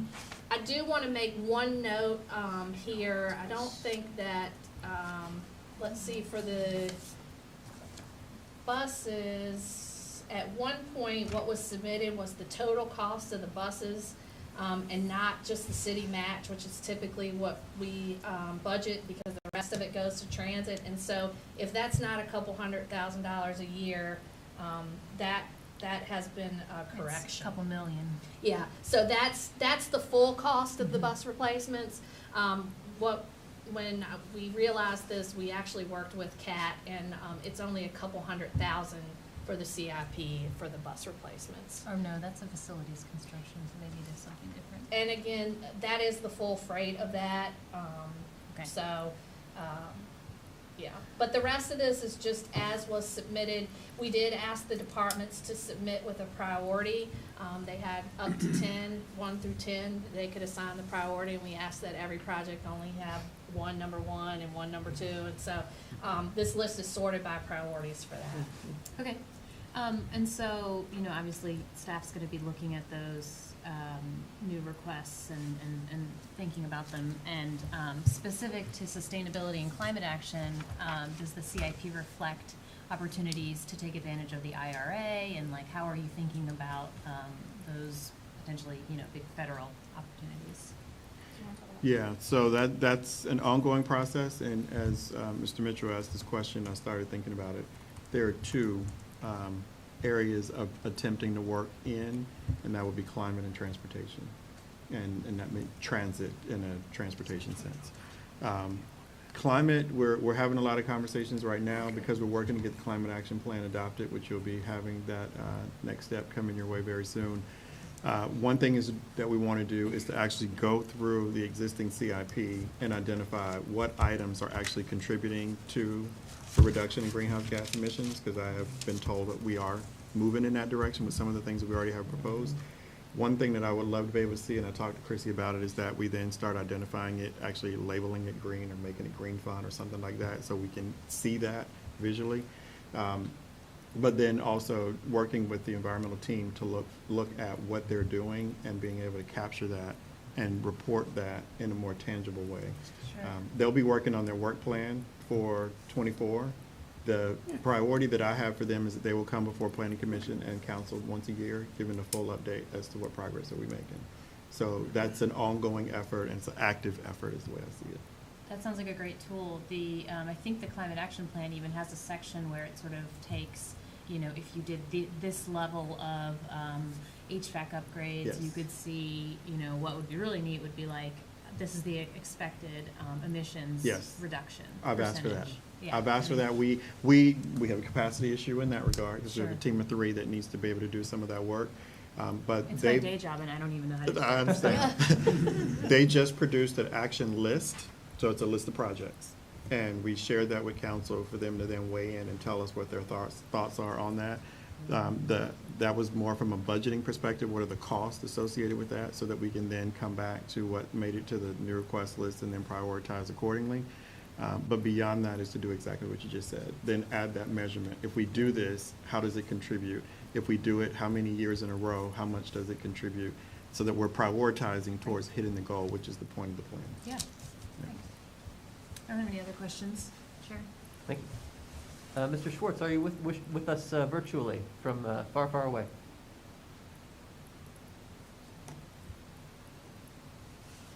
I don't know the answer. I didn't see him in the chat room. There you go. This is good. He has his hand raised. Where is he? He must be in the attending. Here he is. Please unmute. There we go. Sorry about that. I guess. Am I there? Yep. Can you hear me? We hear you, please. Okay. Sorry. No, I apologize. I actually don't have any questions. Listening in is being very helpful. But yeah, thank you. And thank you. Mr. Stolzenberg, do you have anything left? I mean, I guess I have some things about the maybe content of the CIP, like specific sort of items or categories of items, but I don't know if we want to get into that next time instead. I don't either. I'll shoot for some of them. So there's a few things where they're kind of just investments that like pay for themselves. For example, maybe ash tree removal is an example in that, you know, if they fall down and hit someone, we'll have to pay more in the lawsuit. In the climate action plan, there was one like if you replace all of the streetlights, it would pay for itself in like 4 years. To me, like, it seems like that sort of thing would be a kind of a no-brainer to do, except maybe that it adds like some, like, you know, mental headache for staff to actually, like, you know, order the new streetlights and go out and put them up. So like, how do we factor in like payback time for that sort of thing? So that's a great question, and it's not as direct as one may think. And the reason for that is we typically, in all of those cases, you have to come up with the money first, and then the payback comes later. And so certainly that is a factor as we evaluate projects, like, is there an offsetting revenue? How fast will it come in? Can we make that work? But depending on the size of the investment, again, it becomes a priority issue. Like, how do we allocate the dollars now? Even if we're gonna get the payback in 4 or 5 years, is there something we've gotta do right now that we can't really give that money up? So it's a good point, and it is a factor that's considered, but it doesn't always make it a go. The other thing is, a lot of those things, there are a lot of solar programs and other things in which there are funding mechanisms to do that kind of work. But it also, depending on how it's structured, could be considered debt, and so that has to be factored in our debt calculations as well. Yep. Yeah, and it's interesting, you know, if something like streetlights, where we're paying out every year for to pay for the electricity for it, but if you essentially eliminated that electricity cost by putting in an upfront investment, you're actually increasing our debt service percentage. So even though we're saving money, we kind of look like we're in a worse debt position, right? So you have to write that debt check. Yeah. Outlay so much. Yeah. And so, like, is that just how it is, or do creditors like say like, oh, well, that was, you know, that's a good investment, so that's reasonable? You know, I think this is a little bit of an area where we would rely on our financial advisor, but I think it's fair to say that in terms of our policies, we have to be careful with that, and I think that debt is debt, regardless of whether you pay it out of cash from the general fund or whether you're paying, those savings that you're getting on your electric bill is still a general or a tax dollar that could either go to schools or somewhere else, and so, or debt. So I don't think it's a fact. I don't think they look at it that it's better debt than another. Yep. Because all of the debt that we issue is based on our ability to tax, and it's based on the full faith and credit of the city, and so we still have to pay it back. Yep. Fair. And then I guess Mr. Sanders mentioned, like, the idea of like things in the CIPs that we put in there a long time ago and maybe are still putting money into all the time and don't quite know what they're there for. And to me, like, if we go back to that slide, we don't have to literally do that, but of like, we recommended last year reducing funding to economic development strategic initiatives, strategic investment area implementation. Those are accounts that have been building up these funds that, like, rarely, if ever, do we spend anything from them. Every year I ask what economic development strategic initiatives is. It's a very nice name, and like the canonical example is Hillsdale Drive, but that was like 2013, and like this year we spent 1.3 million on that parking lot on East Jefferson. And we took it out, instead of taking it out of the Economic Development Strategic Initiatives account, even though I guess it's supposed to be an economic development initiative, we took it out of the parking structure account because we had a ton of extra money in that one, which is kind of why we, I guess, recommended that we reduce that one to the amount needed to fulfill the agreement. And so, like, when do we do that, like, let's take a look at these accounts and figure out what the hell they're there for? So a couple responses to that. One is, I'll just give you a spoiler alert. We're not adding any new money on any of the 5 years for strategic investment this year. The other thing is that, every year when we get ready to sell bonds, we send out what is now online to our project managers, and we ask for a status update on those projects. And we take the opportunity to look at those kind of things. Again, it's a philosophical question on some of these. Is $1.5 million sitting around in a strategic investment account a lot of money? Maybe. But, is it possible that there could be an opportunity that could cost us $3 million and we wouldn't have money to leverage that deal? Sure. So it's a little bit, specifically in that situation, it's kind of a guess and it's a gamble. But it's one that so far the city's been willing to take. And so again, I think certainly as part of the work that this group will do, if it's your recommendation, to look at something like that and you have the votes, put it in. I would add that, and we can't get through all of it quickly enough, unfortunately, but now, we're starting now. I mean, that's really the point that I'm making. So much of the CIP falls into the operations portfolio, so I've been on a listening tour, and I'm hearing stuff, and it's in conflict. And it's not that anyone's doing anything wrong. They're doing what they think is what is the right thing to do based on prior information that was given, prior situations that they were in. And part of what I'm trying to do is empower folks to tell me that doesn't make sense anymore. I don't think we should do that, and be comfortable saying that, knowing that I'm not going to say that we shouldn't do it if they can really make a case for why that makes sense. So we'll begin to reconcile it. I think that's the project, that's the work that has to be done, is actually going through and evaluating it. And if we put forth that better story, you probably will have less questions about it. So that's really, it's give and take. Yep. Yeah. And maybe like a philosophical question is like, does it maybe make more sense to have that $1.5 million sitting in the contingency account that's broad and could be used for anything by council, rather than this economic development account that is kind of ends up being used for anything? I mean, Hillsdale Drive was like a road project, right? But I mean, I guess it's not a difference. Council can allocate it however they want. But. Let me make a plug for strategic investment as a strategy. As I think about it, when you think about strategic investment, I'm looking for an opportunity that's going to generate more revenue for the city. Mm-hmm. If the opportunity comes along. Yes, it might sit there a year or two before that piece of property comes on that the city should have, and that we can leverage that money to it. But on that property could go a affordable housing project, could go, another Whole Foods, that would generate income, revenue for the city. So,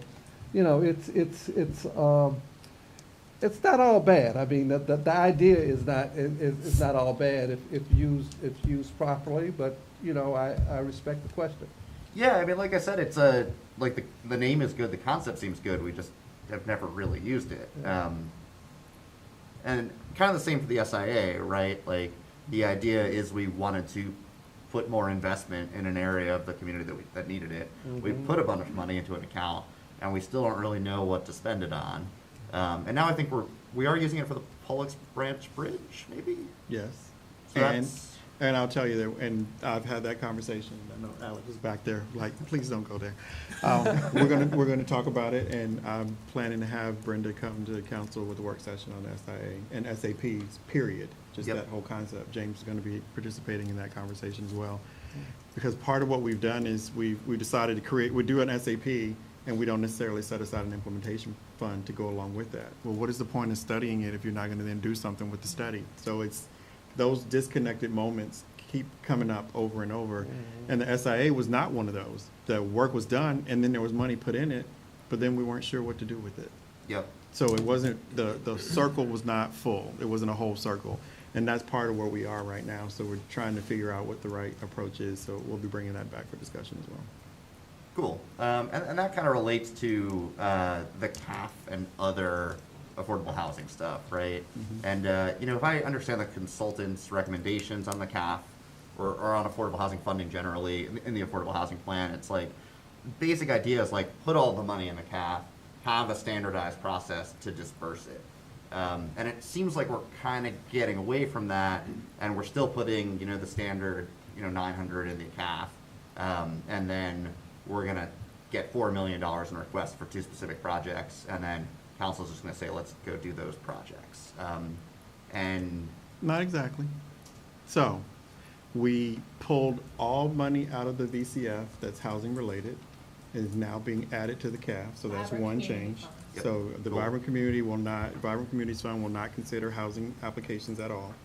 All applications will come to the CAF so that we can centralize that approach. So the CAF goes up to 1.5 million going forward. And in taking the recommendations from HRNA, we have a NOFA with a series of RFPs categorized so that individual projects can be considered by which opportunity is the right one for them. And it gives them a chance to be in a competition with that like type project. And then we can actually consider taking those to council and asking even for more money if that's what they so choose. It was a better way of doing it so that 2 big projects wouldn't cannibalize the small guy. It gives the small guy an opportunity. That's part of an equity initiative that we prioritize as well. Wanting to make sure that we can do it. We don't have all the money to reach every project that would come our way, but ideally, it's creating lanes for those that are doing the work. That's probably the best answer I can give you at this moment. We continue to look at it. We're trying to figure out additional things that we can do, but it's to try to really stabilize that process. yeah, I mean, I think that's fair, and it's a hard problem. I don't know that tossing all the money into the CAF and allocating the giant projects and the tiny projects is the right move. I guess where I have a little heartburn about it is like whether it really is true competition to have a NOFA where, we put out this funding availability for about the amount of money that we know particular projects need. I mean, I guess part of the problem is there's basically 1, maybe 2 providers who are building these big projects, if you include CRHA, which is sort of in its own lane too. And the costs for those are very high, and we're already hitting the $10 million a year or more, and without really adding any new housing, like affordable housing projects to what we already knew we were gonna build, right? So it's a tough situation, but Yeah, glad you guys are working on it. yeah. We'll continue to work on it. That one, we can't stop working on. Okay, thank you. Mr. Palmer, are you with us online? If so, thank you for your patience.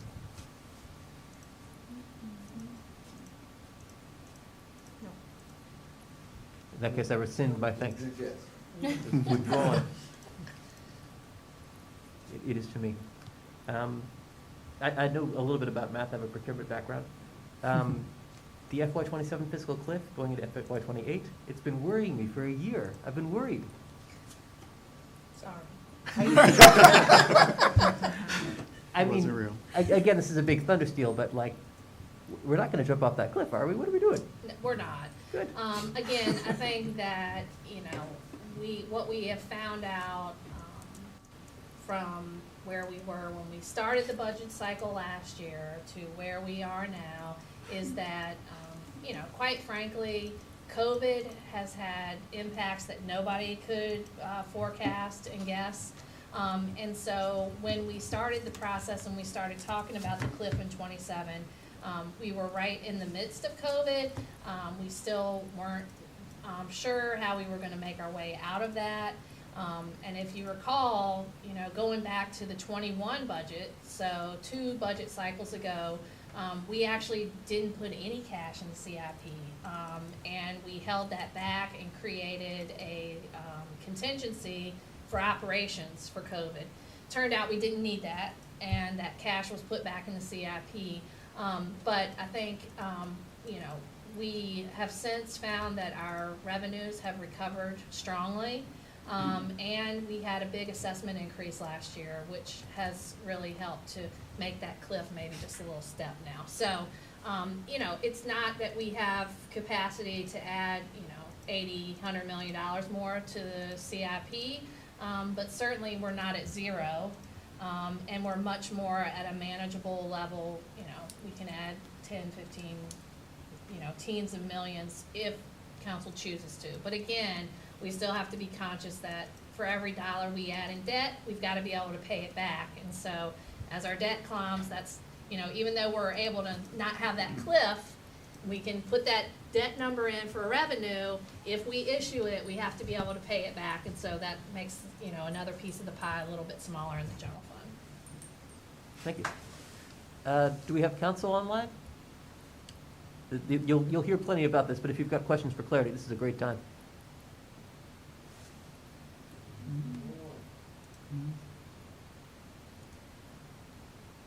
Entirely understandable. Yeah, they may just be watching it on Boxcast also. We do not judge. I have one Please. other question. I know that the monies that go into affordable housing don't just live in CIP, but how are we stacking up to our 10 million annual, you know, commitment per So- affordable housing plan? Yeah, we're over 10 million for 24 and 25's projections, and that's without counting CHAP.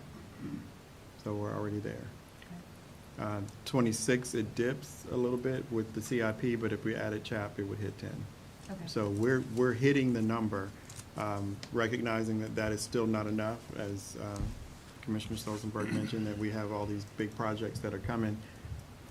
There's more projects than there is money, and that's a choice that has to be really wrestled with. Okay. Please. Can we talk a little bit about our debt? You mentioned that the debt service is gonna double in 7 years. It's somewhere in that range. Don't quote me on And seven. my So, question to you guys is, shouldn't we be worried? Because that's gonna, I mean, we pay for that in the general fund. The general fund comes from tax revenues for the most part. Are we looking at yet another tax increase 7 years down the road, or? So that's part of all of the, I'm sorry. Did you want- Oh, that's part of all of the sort of puzzle that we work out. And so part of what we went through ad nauseum, quite frankly, last year as part of the budget process is we actually ran a lot of projections and a lot of different scenarios that we presented to council. And part of that was to discuss how we would pay for it. So, you know, is doubling your debt service concerning? Only if you can't pay for it. And in terms of passing the budget, you know, we worked through that, and council worked through that, and through other means, we feel that we can comfortably cover that through year-end surpluses. They did move the tax rate up a penny in preparation for that, and so we have done some things to shore up our ability to be able to pay that debt. We definitely wouldn't put forth a proposal if we were concerned about that. But we do have to be concerned about, as we double that service, other general fund expenditures being crowded out. We have to keep an eye on that because it limits Yep. our options and reduces our options in some areas. So we have to be very concerned about it. And my worry is that we have to go back to the citizens of Charlottesville and say, oh, by the way, whoops, your bill's gonna go up yet again. So,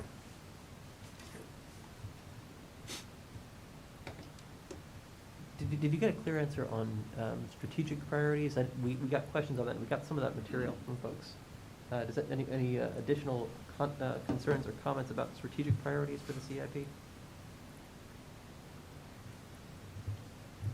I mean, I think broadly, from a transportation perspective, I think it's been the sense of the commission, not to speak for you all, that we should invest more and do more for like active mobility, completing our sidewalk network, bike lanes, so those kind of fall into repaving, but obviously the problem is less funding than being able to do them, so. Right. Right. At this moment, It's not a money problem, it's a performance problem. We'll get that in check, and then I'll need money. Any questions for us while you have us?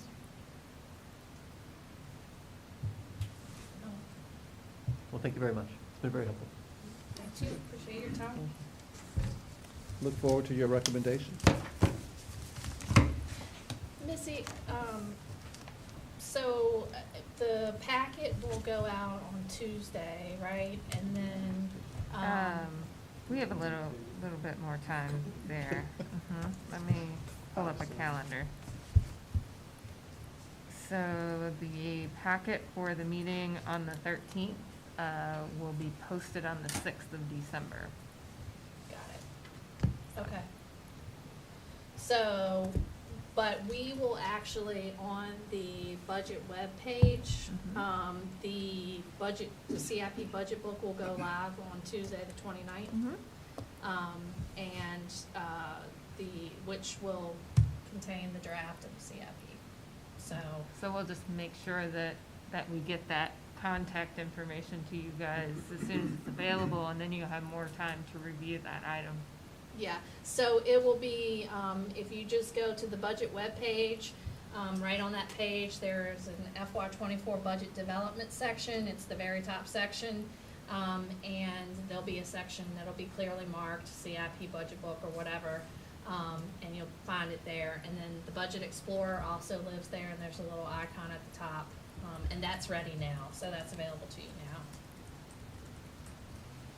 So you guys aren't working over Thanksgiving to make it happen, right? That's in like 2 business days. No.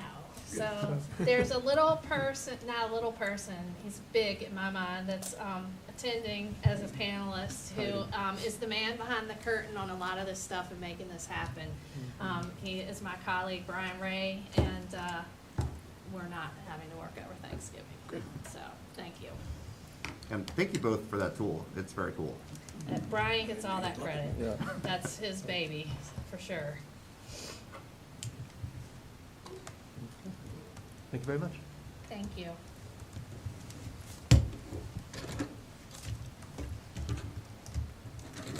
Do we want to take a short recess, or do we want to cruise through? How are we feeling? Will this be quick, or what do we got? I'm suggesting 5 minutes, like a bathroom break. Cool. No, I think we'll the next discussion. Yeah, that's what I meant. Bye, Big East. Short break.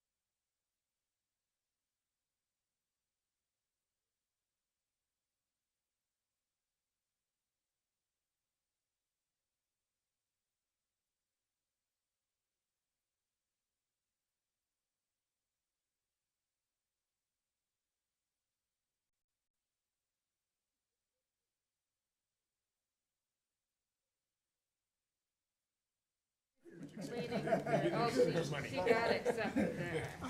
So there's. Well, I wasn't, because I was in CIP mode, so I was just Yeah. referencing that. I mean, I but- think it's supposed to, she'll spend it a If there's year more, there, you know. and then, she plans to go on a mission. I don't know if there, I mean, you know, there might be She questions might or things evolve like that. something Yeah. else. Go down, spend it. And you don't get to decide where you cheat as you go. Down to 9 Yeah, minutes. you're down to 9 minutes and we're not When gonna you're give you youth, any yeah, overtime. you get sent where Okay, the so Lord kick you takes out. you. When you're older, the older couples get a little bit more feedback. My boss's son got That's sent to Friday. and Yeah. I mean, You're a it's soccer been- fan? Oh, yeah. you know how they Actually, were shooting Portuguese. Yeah. You go. I only have to And work so about he 3 went to, or 4 years. he did, I worked for him, Cristiano Ronaldo, he's in Manchester totally United. different culture, like. At Oh, Manchester yeah, United, that, now that they're becomes set. like the whole next. You should buy it. Glazers, the Glazers. You should join the team. But actually, we have to Join the start team to planning buy it it. now, I thought- because there's all sorts Are you of- stopping you Again? have to Yeah, line the up all Glazers the- moved down. Not really. My boyfriend's having You gotta have, They're looking to like, sell. wisdom moral teeth. quandary. He, you know, Stop. I'd like to call us back to he order. announced like Not allowed. months ago, Mr. Kafuna, you have a tough act to follow, but I'm sure you're up to it. but it's been.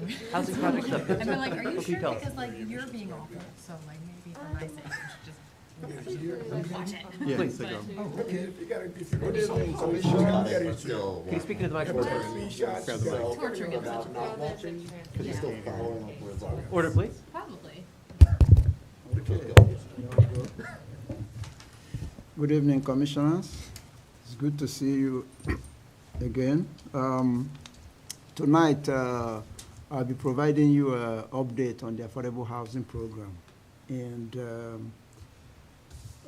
there's been a lot of activities prior to the adoption of affordable housing plan and also during the process of approving it and thereafter. The plan itself has 5 major focus. One is funding, 2 is governance, the third aspect is land use, tenant rights, and subsidy. Of these 5 elements of the affordable housing plan, the funding aspect, the governance, and the subsidy, there has been substantial improvement or implementation, if you will, in terms of moving those elements forward. The tenant rights, for the city to make an inroad into the tenant rights, there has to be some initiative at the state level in terms of providing the city authorization to do some of the things that the city needs to do. The plan itself was adopted on March 1st, 2021, and it informed a huge part of the comprehensive plan, which was further adopted by the City Council, I believe, in December of the same year, 2021. Prior to the approval of the affordable housing plan, we are already, like I said, implementing some activities designed to create affordable housing within the community. For example, in the past 3 years, the city is averaging approximately $10 million, which was a major overarching goal in the affordable housing plan. $10 million every year in terms of meeting its goal of investing $10 million every year over the next several years. I just want to touch on this note. There was a comment by Rory, so I just want to clarify that. Sometimes when you are investing a lot of money in affordable housing, you don't see the results right away. The reason being that in terms of creation of new housing units, it requires extensive amount of planning. The planning goes, as some of you may know, through the Planning Commission, City Council, subdivision, rezoning, site plan development. And then, of course, after that, the next thing you have is trying to bid the work out, and then construction. And the construction takes quite a greater period of time for it to materialize. However, in the next few years, what the Planning Commission, the city and the community is going to be noticing is that the city, as part of what's going on, has created this pipeline production. So every year or every other year now, we're going to be seeing a huge chunk of affordable housing being created. If you look at the city's investment in CRHA, PHA, and perhaps the wholesale renovation of Midway Manor. So over the next year, you'll be seeing incremental production of affordable housing, including preservation. So that's why right now we are investing all this money, but we are not seeing immediate outcome. There has been a delay in terms of completion of project by housing authority, but hopefully by February and January and February, we'll be seeing those initial investment coming to fruition. So I just want to clarify that. In terms of what's been done or what's going on and some of the activities that we've completed, we've revamped the application process, and my boss, Sam, just touched on it. Stole your thunder, I'm sorry. I didn't mean That's we have added activities. One of those is changing the application process. This is in line with the provision in the Affordable Housing Plan. In essence, we are making sure that 50% of the CAF money goes to projects that assist units and household at 30% AMI or below. And then 30% goes to 50% or below, and then 20% goes to projects that assist people at 80% or below. These are recommendations in the Affordable Housing Plan. So we've put that in place, beginning with the last funding cycle. We have recommended to the City Council, this is also in line with what was provided in the Affordable Housing Plan. We recommended to the City Council to restructure HAC, Housing Advisory Committee, and also to create a new CAF Advisory Committee. In other words, the HAC responsibility and this new committee, will change. HAC will be responsible for policy decisions related to the affordable housing, and then this new advisory committee, CAF, will focus exclusively on funding issues, and then recommending to the City Council the funding situations, whether it's going to be increased or decreased or what have you. So this new committee is going to be addressing that. It will be a 9-member committee, and the new HAC advisory committee will be 11, down from 21. And I think I received, I believe last year, early this year, there was a request by the Planning Commission to have a representative on the HAC. My recommendation at this time is that the application process is on the website. If one of you can complete the application, we discussed that with the City Council during the review process for appointment. But it is the application is on the City Council for all the members of these two committees, and the closing date, it's December 9th. And then we are expecting the City Council to make the appointment on December 19th, if we have enough applications to review. We have also... Is that for HAC or the CAF committee or both? Two of them. Yeah. Why wouldn't why wouldn't the chair just automatically be able to appoint somebody to the HAC? At this point, we, during the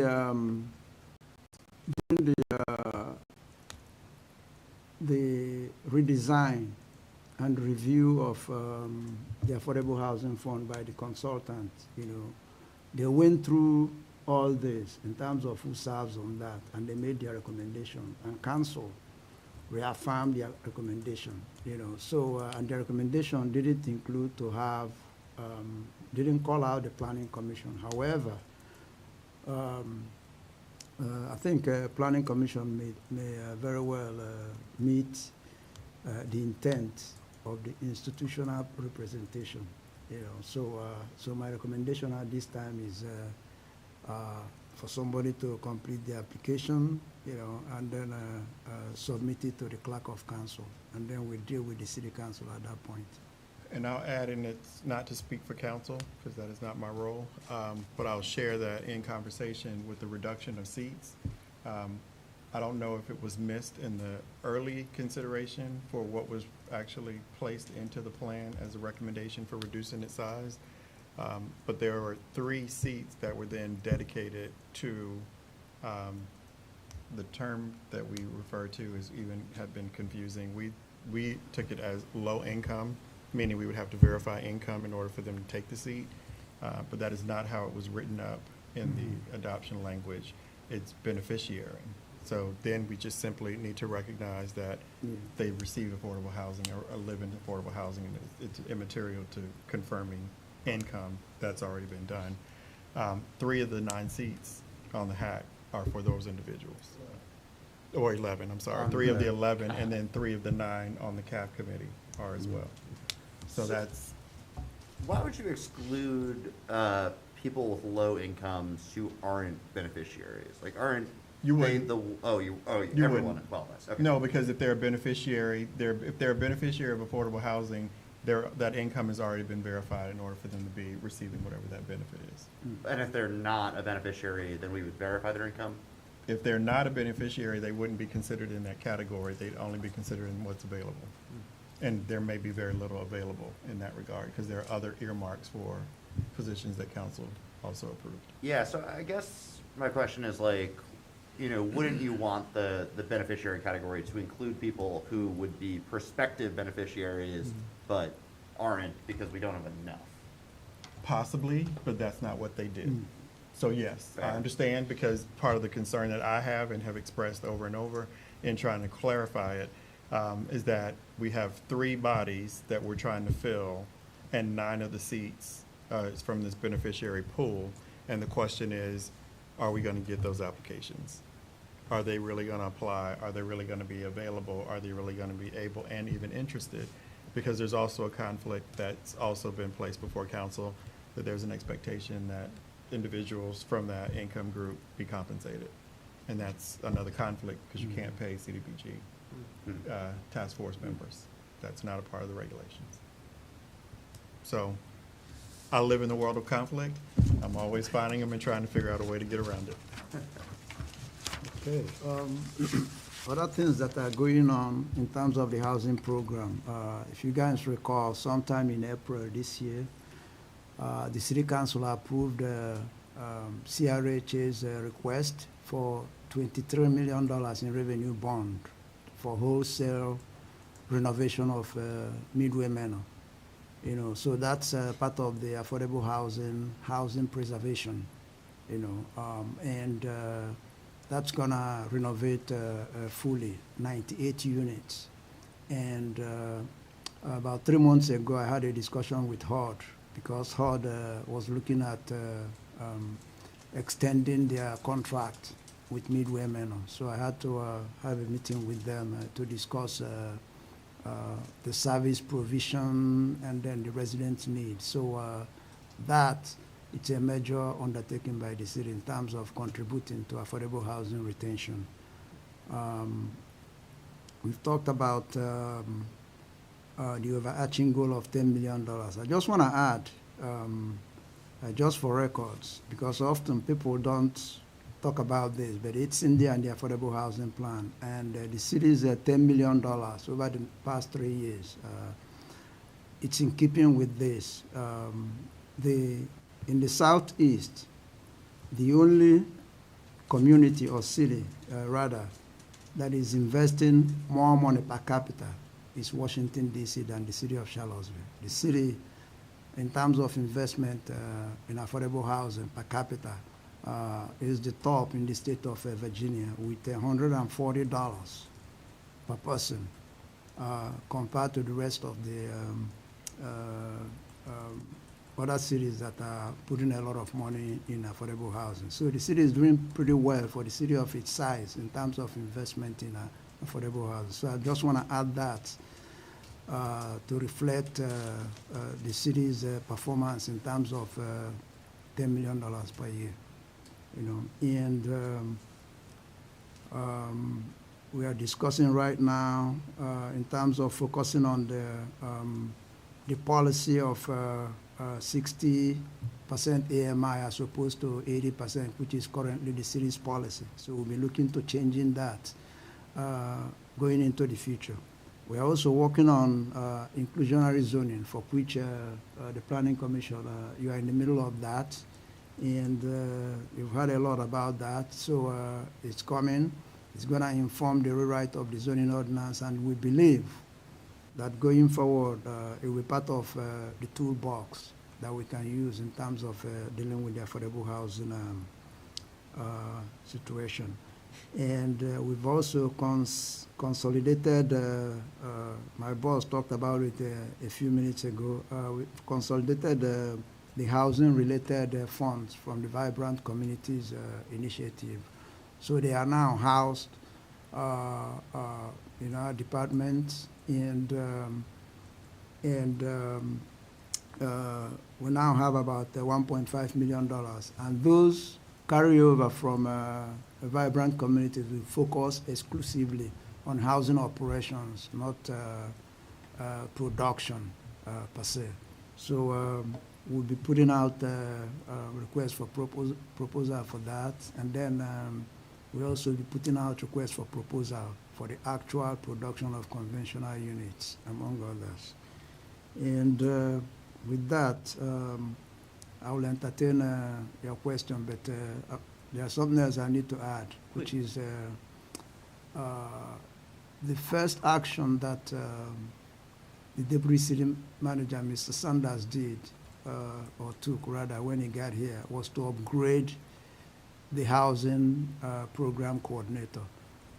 We've been looking for that, somebody to be in that position or to fill that position for a while, but when he came here, he upgraded that position with increased salary benefits, and we are currently and actively recruiting to fill that position. We've completed the interview process, and hopefully we'll be able to have somebody in that position in the next few months. We are also looking to hire grants program manager, somebody who will be dealing with grants citywide, and also coordinating grants with the city department that are looking for leverage investment and things like that.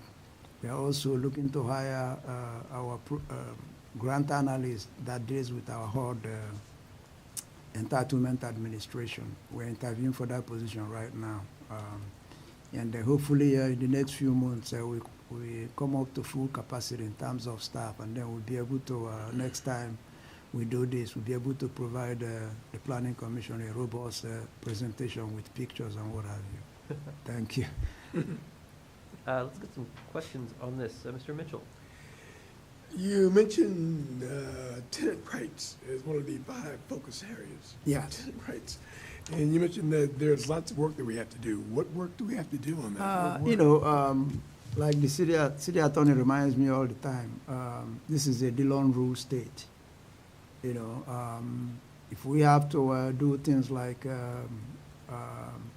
rent control, some of the things in that area, we have to get authorization from state legislature. So there are things in there that we cannot do on our own, that the state will have to grant the city that legislative authority to do it. So, but most of the things under the tenant right bullets we're doing, it's just we need the enabling legislation to do some of the other things that, okay. One of the key items that's underway right now that it's not happening within the Community Solutions Office is the fair housing aspect of what is being added to the Office of Human Rights, so that they will actually have enforcement powers, because that's something that we have not had. And Todd has been doing that work for a long time without the real weight of being able to bring about the kind of change and the intervention that a resident may need. This is actually going to be a partnership with HUD, so the city would be identified as a fair housing action provider, and they can actually take action against anyone who is interfering with someone else's rights. I got a question on that. So is that entirely complaint driven, or like, if they go on Craigslist and see a listing and you know that landlord has more than 4 units, and it says, we do not accept vouchers, can they do an enforcement action against them? It'll be, it's intended to be complaint-driven at this time because it's capacity-based. Yep. And once we are able to add additional staff with the support that we would gain by getting the designation, we may be actually able to hire investigators to actually do the proactive work. Ideally, that's what a fair housing program is. It does both. So Cool. we're hoping that we can get there. I just don't know how quickly we can get there. But we're going to try to get everything we can out of the federal government to support it first. Sounds good. Mr. Duranty? So, I mean, clearly I can, I could take I've got several issues that I could go down a couple of rabbit holes with you because I've got some depth on this, but I wanted to circle back to the Dillon rule issue. And this is not an appropriate question for either one of you, but it is for city attorney, which is we are carved out with our own affordable housing program law that we, with a very small number of other cities in the state, are excluded from the normal restrictions of an affordable housing program under the statute. We're in this special category which says you can do basically whatever the hell you want to do. The question I would have is it worth exploring with the city attorney's office how far we can push that issue on these matters of things like expanding enforcement and in the tenants' rights world? Because we are not, the statute was essentially written so that the state legislature wouldn't have to mess with going and getting into a throwdown fight with Alexandria and Fairfax County Sure. every year about what they wanted to do. Right. And Delegate Hudson got us stuck into that category. So have we explored how far we can, how much stretching we can do on that? Not yet. Because because the way, if you read it literally, I mean, it's been a long time since I was in law school, but it seems like it's pretty expansive to me. I would say that's something we can follow We up can on. follow up on that. Yeah. I don't know how that relates separately to Todd's action of getting this HUD designation and with the Right. enforcements that come with it. Well, what I'm just saying that I think there may be broad powers that have been granted that were perhaps not intended to be granted, but they have been in fact granted, and we might as well grab a hold of them. Yeah, we'll look into that, but rent control, it's gonna be a stretch, but we'll look into that. Well, yeah, well, I guess I'm making that comment in the recognition that I'm not expecting, although the governor did come out with a housing program today, which I haven't read, Right. because it came out today. But I'm not sure how friendly the legislature, the House of Delegates in the present configuration is gonna be Right. for that sort of thing. Okay. And I'll encourage you to follow up with whatever other heartburn you have, and let's talk about it. Okay. Well, it's not so much heartburn. I mean, there is some intestinal distress, but. Let's get to it. It's called conflict in my world, and I welcome that. Anything we can solve tonight? I doubtful. I just had that just popped into my head, but yes, thanks. Thank you. Mr. Bob? How are we doing with is that part of, I guess, the new positions, maybe tracking affordable housing units? And We how- are, I must say that we're not doing a good job yet, but once we get the full staff, one of the tasks on the table, is to create a system for doing just that. That's about consistency. Mhm. It's being able to have somebody do it, own it, check in on everything. We approve proffers, we don't follow it. We don't even follow the project to completion to even know if the units were delivered. Is somebody certifying it? We hear from zoning, that's not our job. So someone's got to do that in order to then maintain good information. That was the basis for increasing the role of the housing program manager now instead of coordinator. The goal will be to get that capacity in place, because we have not been able to do that. Anything additional? Nope. Ms. Russell, please. I have no questions. Thank you. Mr. Schwartz, are you still with us? No, he has had to leave, and he noted he will watch the rest of the presentation. You can hear me now. Hello. Mr. Stoltenberg, do you have anything additional? For the CAF committee, who makes the final decision on how funds are allocated? Is that council or staff? Staff works with the CAF, then the recommendation goes to council. Okay, cool. You know, Yeah, and 'cause- one of the things we are looking at start doing is, it goes to the question you asked earlier on.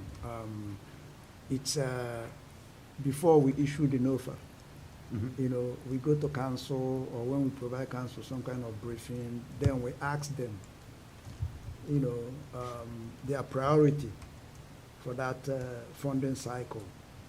So they'll be able to tell us, you know, so that the NOFA will reflect that, you know, just like we do with the CDBG. Because in a given year, the city council may decide, okay, we've got a homeless issues, we need to deal with this. So we are directing staff, you know, to allocate all the money to addressing the homeless issue. You know, so that's something we need to start looking into. Cool. Yeah, I asked the question about that because I think the affordable housing plan says staff makes the final decision. Mhm. At our last work session with council, Yeah, they seem to have some heartburn about that. But if they're making the decision, I think everyone's happy. And I will add, just because I've been honest tonight, so I shouldn't stop, there's conflict with that position. Because it's been stated that, yes, staff should have that ability to make that decision, but I've also heard from those that are putting in proposals that they don't want staff to make that decision because of tense relationships that have existed there. I've tried to work to mitigate that to the best that I can with the limited time I have. I have more work to do in that space. But ideally, it would be that we should be able to trust that staff is not working to penalize anyone, because that's not why they're here.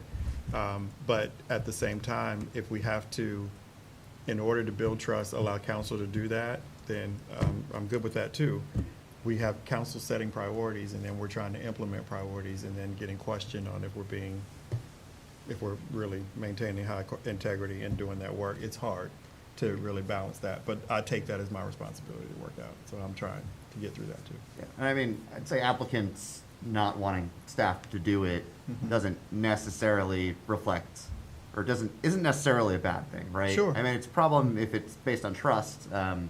It's less of a problem if they just think that council is more likely to give them the project than staff would, right? And with most of what I've said tonight, if we're consistent with what we're doing, if we're really sharing the details of how these decisions are made, then maybe we can rely on that and trust that too. So. we'll do that. And then, last question, I guess, for the, is it a NOFA for the big one, or a request for proposals for the multi-million-dollar proposal one? Whatever it is, for that. So the NOFA is the bigger announcement of Announcement. funding available that lays out the schedule of the RFPs. Okay. That was one thing that I heard from people saying, we don't know when we can apply. We don't know how to apply for this. We don't know when to submit our LIHTC information for council to even consider it. Yep. The NOFA is an attempt to give a schedule. Every year, predictable, it'll drop. You know when all the RFP dates are gonna be, so you'll know you can plan to get your proposals in at that time. Okay, cool. So for the LIHTC part of it, rather than the CAF small stuff, you know, if I'm the only applicant and no one else happens to submit one this year, and I submit like a $10 million project with 100 units, or sorry, with 10 units. There we go. $10 million, 10 units. And it's a $10 million, actually, $2 million. Let's pretend it's a $10 million thing. Do I win? Or do we have some way of saying that, yes, even though we made this money available, this project doesn't meet our standards, and we're just gonna save this money for next year? I just wanna, you know, reaffirm, that's why we have a review process. Mhm. You know, if you apply for a project for $10 million, let's assume you're applying to the city for leverage fund. You know, maybe we have $1 million. And you submit an application like that. The city is not obligated to approve your project. Mm-hmm. because the city is looking for a project that is cost-effective. Of course, we have to look at the cost per unit, as part of evaluating the project. So the city is not obligated to, just because you are the only one applying, and just give you the money. If the cost of the project is prohibitive and doesn't give the city a cost-benefit return, there's no reason why the city should be approving that project just because it's the only application. Because you Okay. have to give taxpayers, their money's worth. Yep. And there's no preset amount of money in that category. The Right. RFP is intended to receive the requests Mhm. because those are over and above the money that's available. That's for council's consideration. And then they'll just decide it in the Right. budget process or in like the year-end, That's where it whatever? goes. Okay. Yeah, it goes within the budget process or whatever funding they may have available. We don't have that much money in our hands to even consider putting a number on that particular round. Mhm. So it's just an invitation for you, if you're producing affordable housing, apply now. Okay, Put in your request and tell us what it is that you're looking for. cool. And that gives us then an orderly process of putting that in front of council where they then can look at 6 applications at one time and make the best decision that they can at that moment. If there's a chance of getting more than $10 million, I think that better frames it for them to then be able to consider what it is that they want to do. Yep. Because right now, we might get an inquiry in June and another one in October. What are we going to base that on? Yeah, and then like, are people only supposed to submit like fully formed proposals, or is there a way to like give you a heads up, like We in prepared it as more, 2025 we'll do something? it can be varying degrees. I Okay. think the concept that I had is problematic for me when I saw what we were doing, is that there was no clear moment in time that we could communicate to the developer community for affordable housing. If you're planning to submit, come through this portal at the same time so that all proposals can be considered, and let's give council the best opportunity to make the best decision. This is fixing that. Okay. That's absolutely what it's intended to do. Great. The timing is what we heard that the timing should be to be able to meet when they have to submit to the state. Sounds good, Yeah. thanks.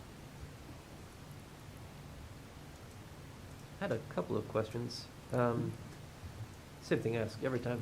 How is my land bank doing? I'm gonna defer that to Sal. Conflict again. So, Of course. land bank, so we went around and around. I participated in multiple conversations with council about the idea of establishing a land bank of its own, or through evaluation done by the city attorney's office. The city already has land banking authority, and that is what CRHA is for. CRHA has that ability to serve in that purpose. The problem with that is that's earmarking for one entity over any other. I understand that conflict, I recognize that, and I express that conflict. Having been in that space, I would have had a problem with it too. But it's available that way, that is the choice that they've made thus far. If there's a different opinion, they need to hear that. Because the direction at this moment was not to move forward with establishing a separate land bank. One, that's more capacity that's required that we do not have today to then run that land bank. That is an issue. Thank you. That's an you, issue. boss. It is an issue. Thank you, Mr. Chair, for bringing that up. Because we do, after all, have a fully fleshed out land bank proposal that's forward-facing, that doesn't cost the city a dime, that has funding availability there. So I'd be eager in addressing that, but I'll leave that for another time. Let's do that. Thank you. Good. An issue I know about very closely is coordinating between the HAC and the Planning Commission was very challenging. It took up a lot of my time and some sleepless nights. Coordinating between the Planning Commission, the HAC, and the CAF committee sounds harder. I challenged the HRNA folks to figure out a solution, and I don't know that they did. So I fear it's come upon you. How do we coordinate that? Well, we'll see how that goes. I think. I didn't get the we're benefit gonna- of seeing it, so I'm not 100% Yeah. sure. I even appreciate what the conflict was there. We'll probably have to figure that out as we go forward. It's going to probably be, once we get the table Housing set coordinator, and have more time with each other too. So I'm not sure. I don't know either. Yeah. If the member of the commission is interested in applying, please talk to me. I'd be happy to tell you what I know. Additional, do you have any questions of us? Well, The only thing I need to, I think, the proffer that is coming to the planning commission right now, for rezoning and the special use permit, I think that's one of the, activities that's going on right now. If you look at the proffer, in the past, we usually don't make recommendation to deny. But now, you know, if What you proffer are you talking about? proffer, Which? Just any in Oh, general. any Or they proffer? just Yeah. Oh, I general- thought you had. so we, in the past, we usually don't make recommendation, but following the completion of affordable housing and then a consultation with the city attorney has affirmed that, yeah, we can make a recommendation to the city council or the planning commission to deny a proffer. I think that's a good thing, and I also think. You're gonna have to explain, what do you mean? You want us to, if a applicant wants to build 15 units and they proffer 5 units of affordable housing at 60% AMI, you want us to deny it? No, that's not what I'm saying. Yeah, I'm maybe. saying that in the past, you know, we weren't used to recommending denial. But now, you know, if the proffer doesn't comply with the city's affordable housing, you know, Right, I now think we are recommending that you deny it, you know. Yeah, uh, it's so, the last uh, two applications were pretty good examples of the analysis that the department provided, and then ultimately So- noted that they weren't supportive in a couple of those cases because it didn't outline the criteria in the Right. plan. So we've changed that, and the city attorney backed the changes, you know, so I think it's a good thing. And I also think perhaps, depending on the issues, the planning commission, I don't think the planning commission, you gotta approve everything, you know, that comes to you, especially if there are issues with that, you know, but hopefully, with the direction we are going right now, that's gonna elevate the confidence of the planning commission to take action in terms of denial. And what we are noticing right now is every time we send staff comment back to NDS, you know, the developer tend to step back, you know, and then try to refine the staff, try to refine their proffer, you know, so that it will be a little bit, not totally, for the most part, in line with the recommendation in the affordable housing. So I think it's a good thing. I think if there is anything we need to do in So terms of. one other question about that. Have we done the math? Do we know at what point a future development just is not economically viable for the developer based on the calculations that you and your organization have developed? For the developer, we don't look at whether their development is viable. I think in terms of economics, I think it's something that the developer, we have to calculate based on their pro forma. However, when we look at the requests, we look at the city's goal, the city's interest, compliance with the needs of the city and public benefit. That's what staff looks at, you know. But in terms of the bottom line of the developer, I think it's something for the developer to take a look at. Just want to add into that, Can you speak in the microphone, please?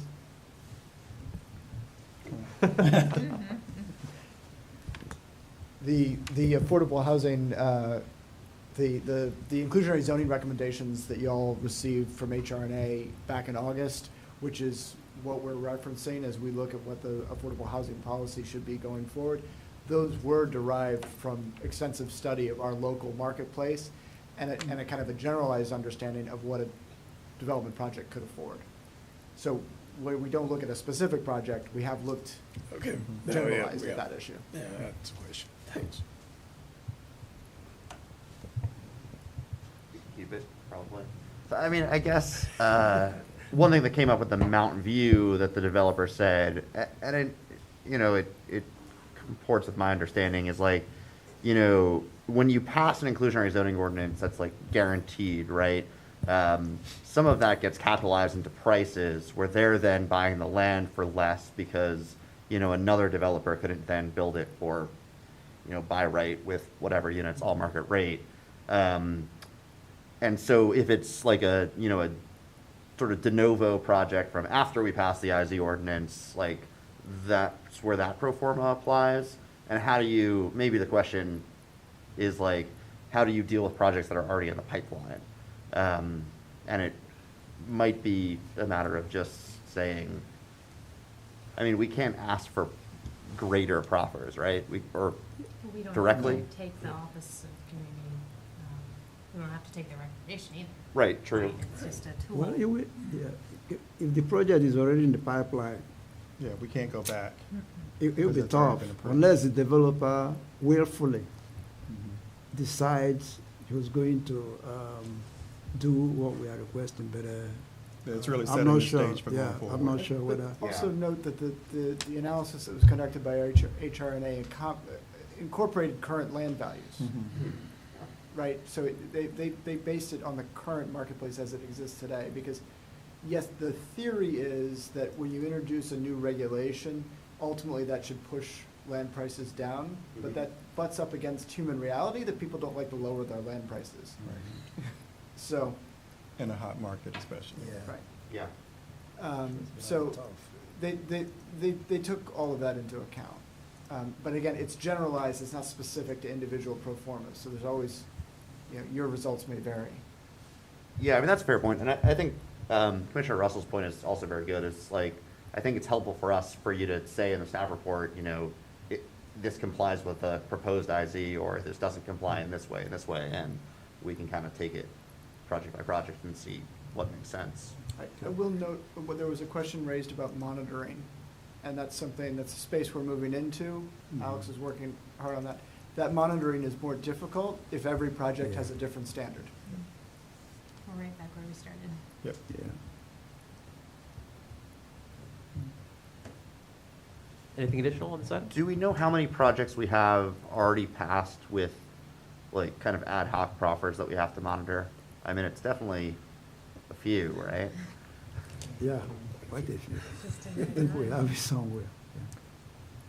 Yeah, I mean, maybe it would be useful, I mean, probably, maybe not for us, I guess, maybe more for you, to like, just get a list of those, right? And like, you know, if there's 12, that's probably too many, then adding one doesn't seem like that much more onerous before we finally pass this ordinance, or like adding 3. Well, I mean, there is, we have a list of We projects have a where list proffers are somewhere. associated. There's a list that have housing proffers specifically. Many of the housing proffers of the past are difficult to enforce anyway because they're not clear.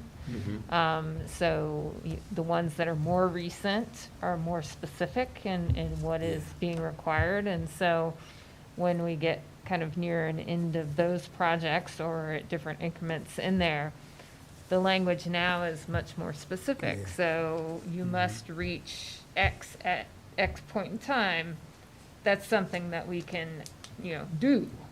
Whereas try to do this of the past, you can't really enforce that. So, And it's really counterintuitive to do a proffer where you have a 10-year period of affordability, when you have an affordable housing plan that's supposed to be addressing that problem in a much, much longer period of time. So that's conflict. As I started hearing all these different things that we were doing, all I could think of is how many more people have to be actually able to do that work, because that's hard work to actually make contact with all these different folks to find out, did you fill that unit? Is it someone at that income level? Did you verify that? If we're going to believe that data, somebody's going to do that work. Thank you very much. All right, thank you. Did we answer your question? Yeah. Okay. Excellent. I believe we have no other items. I would entertain a motion. Yes, sir. Boss, I recommend that we find the best microphone and a Zaftig woman to come up here and sing a song. Do I hear a second? I didn't quite get that. It ain't over till the fat lady sings. Yeah. Good night, all. Thank you. You know,